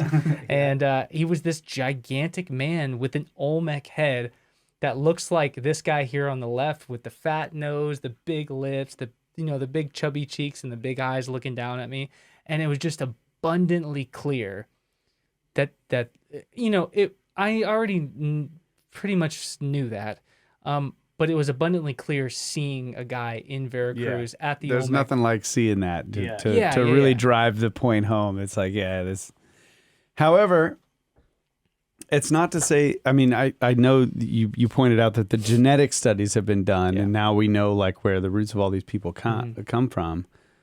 But I think still it's like these genes have been passed down for a long time. Yeah. And so we eventually all come from one place. Definitely. Yeah. Roughly. Technically, Yeah. I mean, obviously there are a lot of different hominids in the past, and then they're intermingling with each other, but still even those all eventually funnel down to One chimpanzee somewhere. yeah, exactly. Yeah. So it's not it's weird how today, because of all of the disagreements and the fights that are happening in the world, in the modern world, that you can be chastised for noticing a similarity between two different types Yeah, of people, yeah, or like, absolutely. oh, they might have been from Africa, and it's like, ah. Mm-hmm. And then there's like this big theory called the out of Africa theory, and it's like, okay, so how am I wrong again? Yeah. You know, so I'm just pointing that out. Like, Yeah. we have similar features, and those features become prominent, or they become recessive, when they become more prominent in other cultures. I will point out, though, with this picture and these carvings, that the carvings' eyes are much wider open in both cases. Now, that may be because those people's photographs were taken in the bright sunlight. But remember one of the depictions I was laughing at that he had that looked like the Egyptian headdress. The guy looked just like this boy. Yeah. He did. He did, didn't he? Squinting into the sun. Yeah, exactly. Yeah, that's very So maybe interesting. these guys were, if they were posing for the, or whatever, you know, if there was a sketch made of them beforehand, they did it in a darker area, and so what's his eyes are open. But Yeah. And what's interesting is that all the Olmec heads have their eyes wide open. yeah, like that. they're like That- wide that's open. interesting. Yeah. But with all of that said, I cannot explain this gigantic Olmec tenon head. Yeah, that one's weird. That does not look like an Olmec person to me. I mean, the hair alone looks so African to me. Got a widow's peak, big time there. And dude, that is the biggest tenon head I've ever seen in my life. This is the one Just you were talking about. To put it last in time. perspective, the head is this big. Yeah. It's this big, bro. That means the tenon on the back of it is like my entire arm span. Wow. Just gigantic. I couldn't even begin to, and it's basalt. I couldn't even begin to speculate how much this thing weighs. It's gigantic. And what's weird is that their temples are made out of earth. So, like, what is this being slid into? You know what I mean? It's like they're like putting it up on a platform or something on their, you know, because Whose temples are earth? the Olmec temples are earthen, like they're like like mounds. yeah, they're mounds. So wait a second. But they're shaped. Hold on. They're sharply shaped mounds. Like they look just like temples, but they're sharply shaped. So the Olmecs are carving basalt into like huge, magnificent, polished carvings, and then they're building stuff out of dirt. Yep. I mean, you know, yeah. That's the idea. That's how they do it. That's the idea. Yeah, I mean, well, I'm saying, you know, that's the idea of of them. Yeah. So They don't have any stone structures? There was just a site found within the last year in Puebla, Mexico, that has like the worst photo I've ever seen in my life. Like imagine you discover a temple and you walk straight up to the corner of it and take a photo that close and you send it to me, like, look what I just found. I'm like, I have no idea what this is. Is it possible that, like, because I've heard that some of these pyramids and some of these big constructions in Mesoamerica are like multi-layered. They're like, you strip away the most modern layer and then you have this like smaller temple underneath it, and then you keep going. Yeah, for sure. Is it possible that some of the base, like the very beginning or the first temple, was Olmec? Yeah. And now it's just been covered over by the succeeding civilizations who are also living all around these artifacts? Sure. So, in other words, these civilizations that came after the Olmecs that adopted like their calendar and all these other things, that they might have taken their greatest works and just rebuilt them. They may have been in ruins and they may have rebuilt them and covered them over, and now they're Maya or they were Aztec. Yeah. That's I think that's almost certainly happening at the site of Cacaxtla. So what would need to be, what you're looking for, if you're looking for an Olmec temple, is one that the Maya didn't find, that the Aztecs didn't find, that all of the, I don't know all the names of all the various different peoples that live there, never found. That they never found and they didn't build on top. They didn't build on top of, that never became a city. Like, that seems extremely unlikely. Oh, for sure, man. Well, it's like when they're looking in ancient Turkey for where the people of Göbekli Tepe would have lived, probably beneath the nearest city. Like Exactly, probably yeah. it's probably 60 feet below the nearest city. Like Yeah. the city is built on top of it, and people have always lived there. And kind of well, I mean, can you imagine the what's way we beneath look at it is Cairo? that the PPN people found every single one of those sites that has all the megalithic architecture and the stone carving and everything. That's why their midden is there. Yeah. And I mean, people have just been living in the same places for forever. So like, the big cities that are near all these archaeological sites, if you could just strip away the city and go down, you would find all the evidence there. That's a good point. Yeah. So because it's like I do think that this is that Kyle's making a good point that they were clearly master sculptors in enormous, very Hard difficult to carve stone, and yet they didn't have any stone buildings. This so is difficult weird, right? to understand. It's so strange. Although I think it's a great point that beneath, at the lowest layers of a lot of these archaeological sites, probably Olmec. That wouldn't surprise me. And why do you call the earthen mounds that they made? Why are you calling them temples? Do they have interior structures, or are they just? Well, yeah. So you have so they made their earthen structures, I guess, in a way where the figure of them is still preserved, and you can tell that later stone temples look like they're directly based on that shape. Okay. So you have these like trapezoidal pyramids or pyramid style mounds going up. So like they didn't make it they weren't curved sides, they were straight flat sides, even though they were earthen. And it's somehow the way that they made it and they packed the earth together that the shape is still preserved today. And so at the Red Palace, when that thing is, I'll just show you a picture. Okay, so Red Palace, San Lorenzo. And is it possible that those earthen structures you're talking about are just foundations for something that's gone? Sure. Yeah. Sure. I mean, maybe, yeah. I mean, it's so here's kind of a diagram of the Red Palace. Here's the Red Palace excavated. Here's another image. So you can. I'm sorry to change, but why is it red?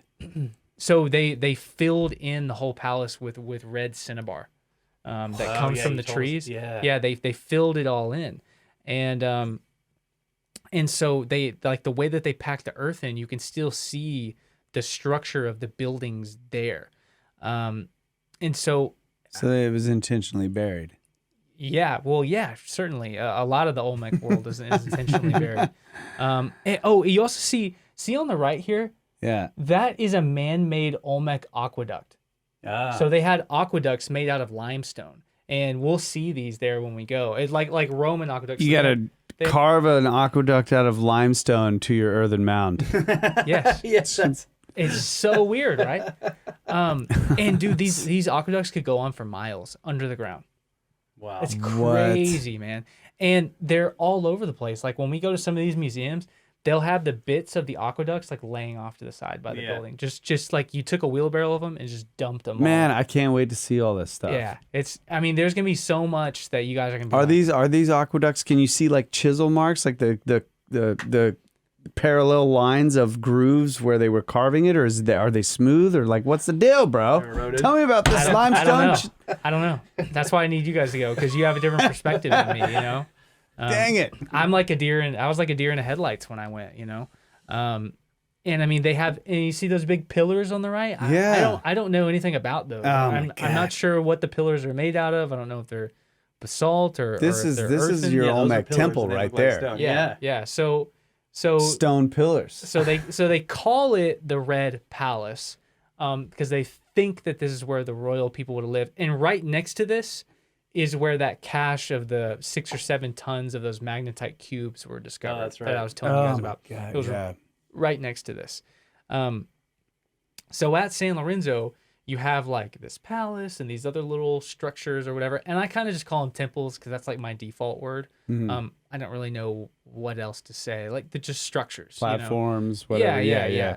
And but he makes a good point. They could have been, because even in modern times now, like we're not necessarily like digging down to bedrock, right? Make a good packed earth. You make base. you do core drills into the sediment, and you send that off to a lab, and they tell you like what the density is and like how much you need to excavate. They send a series of core drills back and say like, yeah, you either need, if you're going to build on top, you need to add this much of a certain type of engineered material like crushed stone or whatever in order to build the structure that you're proposing. Or if you're going to excavate down, you get through this nasty clay layer and you get down to some like pretty nice sediment that's packed well. Then you only need this much of some engineered material to add on top of that to make a solid structure. So you don't have to have, in other words, these mounds that you're talking about that they built that are still to this day, like still holding their shape, could very well be pads for a stone structure. Yeah. And the stones are gone because the stones have been taken and whatever. Yeah. And it's just, now you just have a Gosh, isn't that pad. crazy? You can just pull all the stones away from like an archaeological site. It's like it was never there. Hey, all right, we're building a city, bro. We built our city in a swamp. Yeah. We need all the stone we can get. Yeah. Exactly right. Look at this column here. I have not seen this, and I didn't see this. That looks like a piece of stone, for sure. Looks like it's got carvings on the side of it. Wow. Solid piece Look of at stone. that. Hold That on. is definitely We one need solid to, piece we of need to stone. look further into this. I did not see this column anywhere while I was in Mexico. I don't know. Maybe I'll dive deeper into that. That is so interesting, man. Yeah. I see that's a covered. It's not letting me go. What were you? It looked like a covered aqueduct that you were talking about. Right here. Yeah. Yeah, that's it. That's the aqueducts. Yeah. Dude. Okay. Yeah. I've seen that something like that very familiar. And in Egypt, like the little the stone that's sticking into the Sphinx temple has like a trough cut into it, and then it's got all these little square stones placed on top of it. Yeah.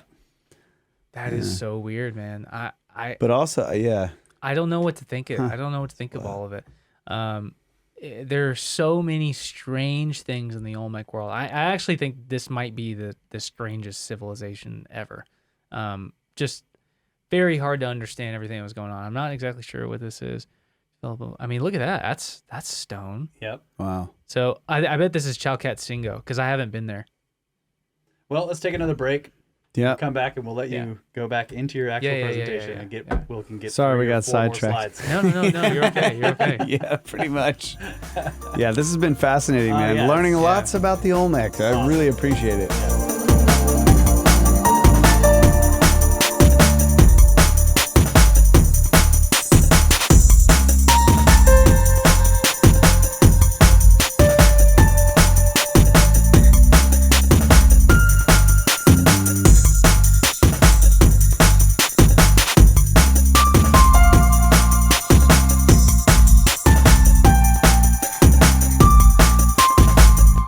And we're back, ladies and gentlemen. The final segment of the final hour. And Slide 6. yeah, Slide 6, baby. Let's do it. What was that, like 30 minutes per slide? yeah. So let's see. We're looking at this crazy Tenet stone. tenon stone. Yeah.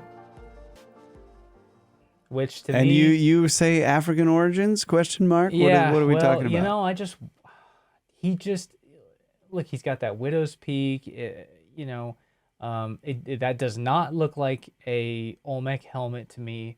I'm just gonna throw that little nugget out there for people who are always looking for direct African connections in the Americas. This is something that I look at and I just wonder, like, man, that looks. I don't personally think the heads are indicative of African people directly living in the Olmec world. But this guy here, I don't know. Maybe there are Africans, wandering, like sailing around Mexico, 3,000-4,000 years ago, and they meet with the meet Olmec 'em. people, Yeah. and they get a cameo in Olmec art. That's why he's like emerging from something. Could be, Yeah. could be. It's really cool. Yeah, so it's kind of, we got off on talking about Olmec structures and temples, but this would have been a tenon head where that last, that back area behind the arms would have been almost like slid into a slot of earthen temple, as weird as it seems, So I mean, the little pamphlet that's in front of it, just says that it's like an Olmec tenon head, and that's really all that they say about it. But I think that it's the best evidence we have for Africans possibly meeting the Olmecs, I would say. So continuing on here, I think we maybe have covered this here as well. Yep. But just like quickly running through this, you have Monument 13 here on the left, which archaeologists deem to be anywhere from 1300 BC to 400 BC. We don't really know exactly when this was carved, but it existed in Levanta.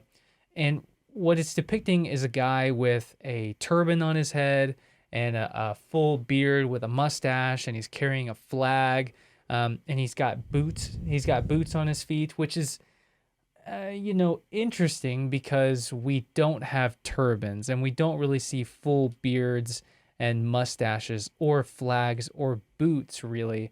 Not boots exactly like this in the Olmec world or really in Mesoamerica as a whole. And we never see turbans in Mesoamerica at all. It's just not something that we see. And also the flag actually originated along the Nile. It was one of the places that it originated. Have you guys have seen on the on like the Nakata pre-dynastic pottery where you see the little boats that have the stick in the middle with the little flag? Have you ever seen that? I think so. If I showed you, you would recognize it instantly. But like a pennant thing. Yeah. It's on the little boats, and so flags originated there as people along the Nile to show other traders what little village they came from along the Nile, and that's one of the places that flags emerged from. But we have no, flags aren't going to survive from antiquity. That's just not going to happen. But we don't see any flags in Mesoamerica at all. We don't see the depictions of them. We don't see them in drawings. Like even in later Aztec drawings on their paper, we don't see flags anywhere. So it seems like it's something that's really out of place here. And the footprint that's to the left of his waist here, it's like the downturned footprint with the toes at the bottom right, along with the glyphs on the right side. Olmec experts deem that this is saying that he is a traveler. And so then in the middle right here, we see a guy that also looks like he's wearing a turban, and he's got the high cheekbones and the pointy chin with the little, mustache and goatee, and doesn't really look exactly like a Mesoamerican person aside from his jade earrings. He looks like a djinn. I think I said this last time. It looks like a djinn. Yeah. And so that turban again is just not something that we see in Mesoamerica at all. So something I think is really interesting is let's shoot a dart like right in the middle of when they think that Olmec monument on the left, the traveler could have been carved. So they right in the middle of that would be around 900 BC. So 900 BC in the Mediterranean, you have the Phoenicians coming out of Lebanon, sailing straight out of the gates of Hercules, and they're trying to launch expeditions all the way around the coast of Africa and back, or make it up into like the Indian Ocean, and possibly through the Nile back into the Mediterranean. They're trying to launch these expeditions, and they have some records, on these clay tablets of expeditions that don't come back, or expeditions that do come back. Storm came and just swept them out to sea. Or expeditions that do come back, and they talk about this large island off to the west outside of the gates of Hercules that they didn't explore really, but they saw it and came back. And so, research has shown that I think they've done 2 experiments that if you push a boat out of the Gates of Hercules a little bit too far west, it will catch that Atlantic drift or that Atlantic current, and it'll pull it all the way down into the Bahamas, through the Caribbean and into the Gulf of Mexico. And so I just wonder if there's a possibility that Phoenician vessels sailing out of the Gates of Hercules right at the time of the Olmecs, even if you went forward or back a few hundred years, you're still in the height of the Olmecs, that somehow when they're exploring this new land, maybe these Phoenicians don't have the ability to then turn around and sail back across the Atlantic. Maybe they're going to die in the Americas, somehow, some way. But maybe the settled, established society that they interact with that we have a record of is the Olmecs. They could have met the Caribs in the Caribbean, but there's no archaeology for that. So then they move on and they meet the Maya people in the Yucatan, but the Maya aren't writing yet, so there's no record of that. Then they go and meet the Olmecs, and the Olmecs are sort of writing. We kind of have that writing that's up there, and they end up in a cameo in the Olmec world. And so, that's my running theory. But that's, this is also like, we don't really, sometimes when we study the pyramids and everything, and we study things that come from like deep, deep time, we don't really think about the fact that like 900 BC is ridiculously long ago, where very few things are certain. But this is a really, really, really long time ago. What's like the mainstream explanation for that one in the middle? Oh, he's just Mesoamerican. Yeah, just I mean, yeah. Oh well, they had a turban of some kind or some kind of towel they wore on their head, clearly, and a beard. Yeah, and a beard, pointed beard. Yeah, and a pointed beard that doesn't really look very Mesoamerican at all. There is not really any academic speculation as to whether or not he may be Mesoamerican. Okay. I don't even think he's really touched on. So he's about this big, and he's in the Olmec. He's in the Olmec corner of the National Museum of Anthropology in Mexico City, and so we'll see him too. But no, there's not really much about him at all. But he certainly doesn't look Mesoamerican to me. So then we also have Amazonian origins, which I think this is really, really interesting, and something that a rabbit hole that I'm going to go down probably next year. This goes back to that, what's the dental thing called? Ectodermal dysplasia. Yeah. So you see on the left, these are all different depictions of this fanged were-jaguar deity. And then on the right, you have the same fanged were-jaguar deity. I mean, I don't really think that, I actually think it would be a leap to say that these are 2 independent ideas. Even though the Olmec one is in Veracruz, Mexico, and then the South American one is at Chavin de Jantar in Peru, which are very far away from each other. These are 2 societies that were at their height in the first millennia BC, or the first millennium BC. And so I think that somehow there's some kind of cultural connection here. Yeah, I mean, wait, how far? Let's see, 1500, 900 BC and 1300 to 500 BC. So yeah, there's a big overlap. And it just seems like if you have any kind of advanced civilization, there's going to be there's going to be explorers. Yeah. Oh yeah. That have the resources to like, and I'm going to take all these resources and a pack of people that like go out and scout. Yeah. Like you're going to, so it just doesn't seem far-fetched to me at all. Absolutely. That these would. And another thing is you see that guy on the bottom right, that's a tenon head. So we see the use of this slot in the back of this head being shoved in. Actually, all of them, other than the gold figure on the top right, those are all tenon heads with a little tenon on the back, and they're slotted into the side of a temple. And this is the distance between the Olmec world and Chavin de Jantar. Wow. And honestly, guys, someday we should go to Chavin too. Yeah, we should do Peru. Shavine is man, I think that's just like ripe for the picking for guys like us to look into, because there are megaliths at Shavine. They're not perfectly cut and every cut and polished like we see in Egypt or in other places in Peru. But it seems like where they're figuring it out. They're figuring out how to move these things. It's one of the first. Well, it's the oldest accepted place that we see giant lintels. It's the first place in the ancient Americas where we see cylindrical columns. And they have these giant granite columns, I believe, that are like 10 feet tall or 11 feet tall or so, that are perfectly, cut and polished, that hold up this giant lintel block.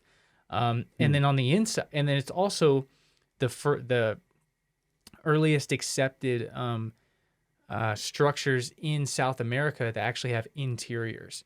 And you can look at Google Earth pictures of people taking 3D photos of the inside of them. Dude, the blocks are like freaking gigantic that are in the walls. But, they're very much like, they look like they were banged out of the ground a few times and they're just, set up there. But they're huge blocks. And so there's, the general idea, even though this is very controversial, especially in South America, like everything is like so wishy-washy on what exactly the general consensus is of how civilization formed there. Because it's, even though academics don't like to lean too much into mystery side of things, South America is really a strange place. And so, but they think that South American culture, like the culture that eventually birthed the Inca, started in Shavine. And that's the thought. And so it's really, really interesting.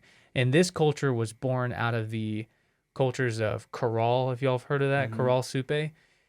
So Corral gets destroyed by these El Niños and La Niñas. Isn't that like 5,000 BC? Yeah. So Corral just gets absolutely destroyed with these like cataclysmic storms, and then they just wipe out the civilization. And they think that the survivors, like just a few dozen families, finally they're like, damn, we've been getting pelted by these storms for 1,000 years. Let's retreat up. Let's retreat up into the Andes. I don't think it's gonna stop, guys. Yeah. So they retreat up into the Andes and they build Shavine de Hontar, and they it's obvious when you look at the architecture. So you have Corral Supe, and then you have another culture south of them, but they're like, kind of like Upper Egypt and Lower Egypt, sort of. Well, that's why you want to use megaliths then. Yeah. If your culture was destroyed by massive storms, you're like, we need really big blocks. Yeah. Because all those blocks are like this big. Right. Yeah. Now they're using gigantic blocks. Yeah. And so you have these in the Corral Supe cultures, you have these U-shaped plazas. And I'm sure y'all have seen these before in the ancient Americas. They're shaped like this. But then you also have sunken circular plazas like this that are sunken into the ground. So you have the U-shaped plazas in the north. I believe this is right. In the south, you have the circular sunken plazas.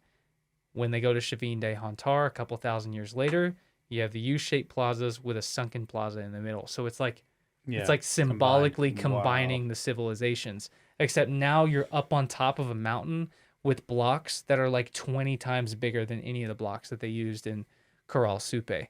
And the only way that they can date the site are like they have little necropoli around the site, and so they pull out those bodies, and that's how old they say the site is.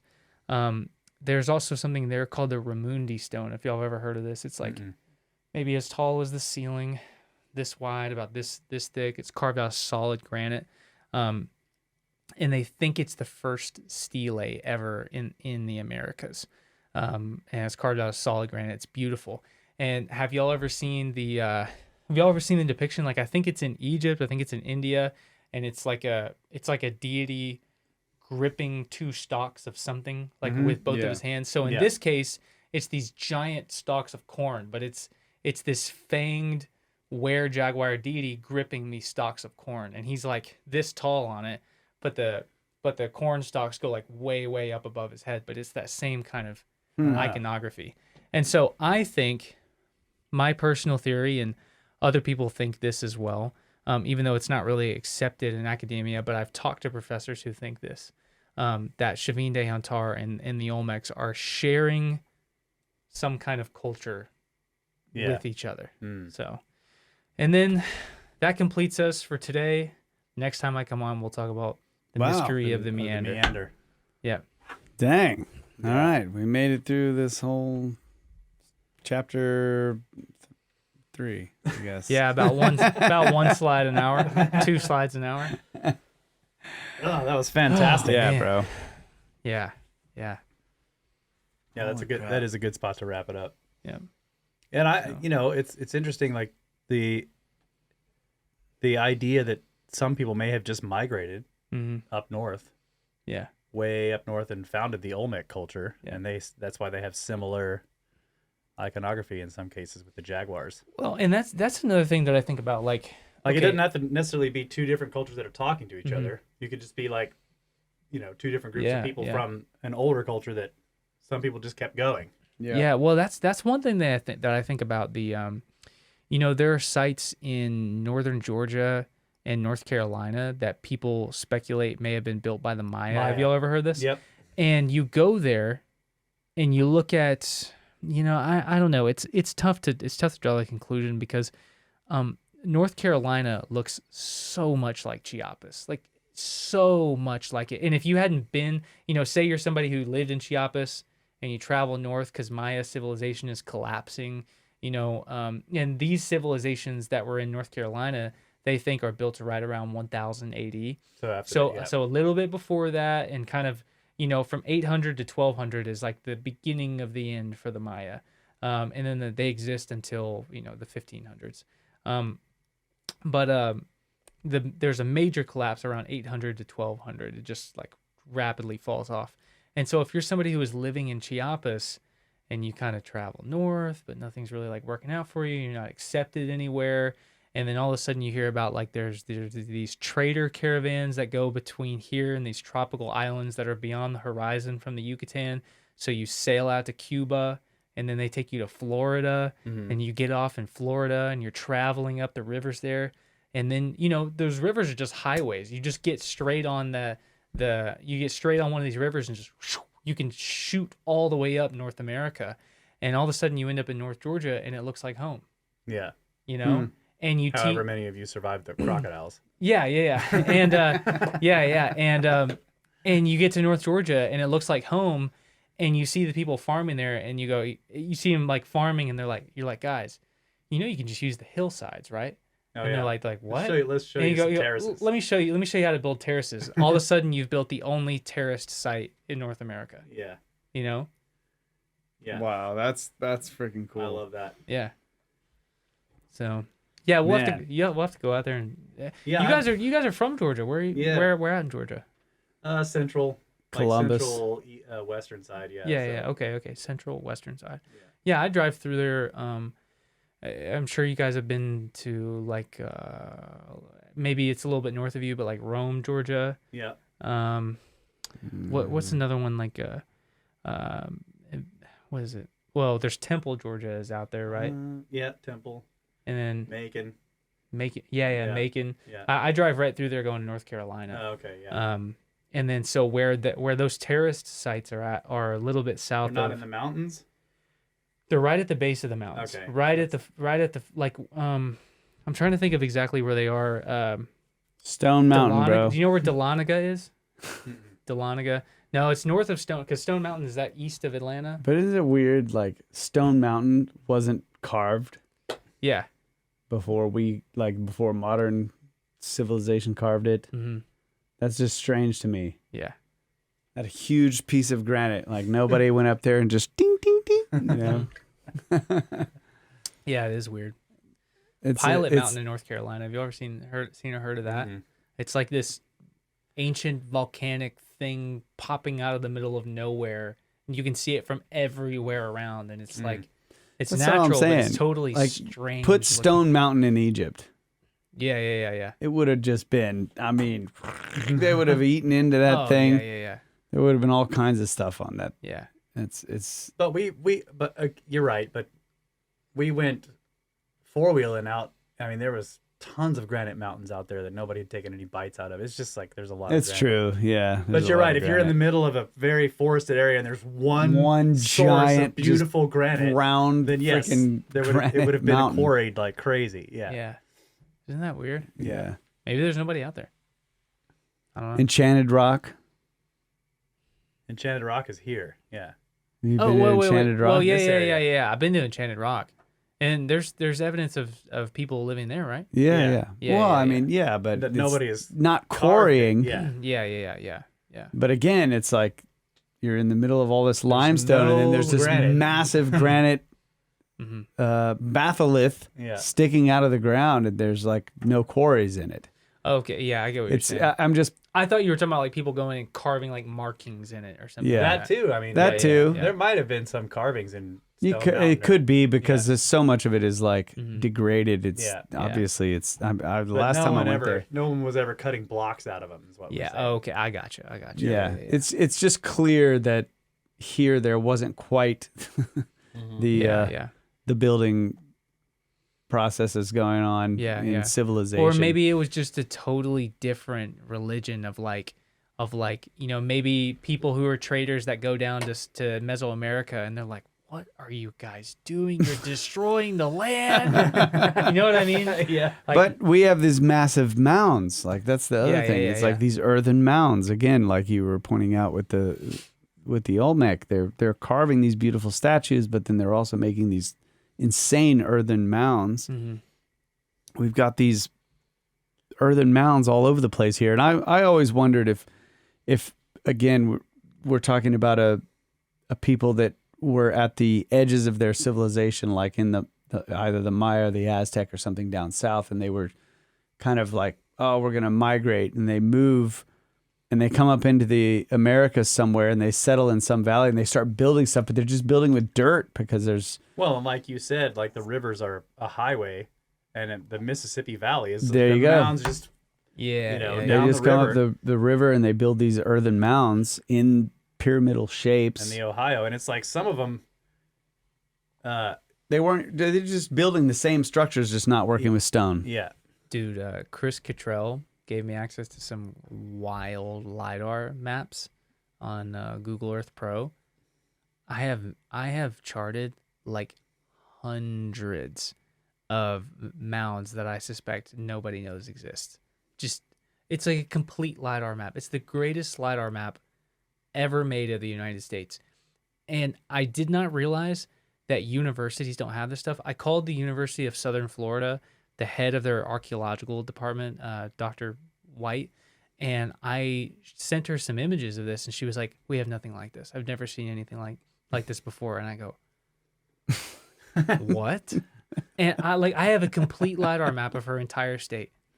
Just me, little old me, you know? And how dare you, Chris? You didn't give us this map. Yeah, what's the deal, Chris? What's going on? I'll share it with you guys. And so yeah, I'm about to do a couple expeditions in the U.S. Like at maybe not at the end of this year because my schedule's super busy, but definitely next year. And dude, there's some really cool stuff out there. Awesome. I'll have to share with you guys. Time to go trespassing. Yeah. Oh yeah. Yeah. That's part of archaeology, man. You can't be a good archaeologist without breaking the law. Perfect place to end it right there, folks. Wait, my button didn't work. Where the... come on. There it is. There we go.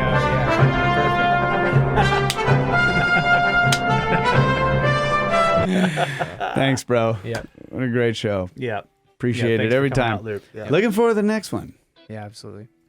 Yeah, tell people where they can find your channel, your stuff. Oh, just my name, Luke Caverns, LukeCaverns, on like YouTube, Instagram, TikTok, X, whatever. Just my name. All right, Luke Caverns. Yeah. Check him out, folks. Thanks for having me again. Yeah, man. Yeah. And thanks to all of you listeners out there. We love you guys. Always have. Always will. Good night, Adamu. Get back to work. Turn it up, Scotty.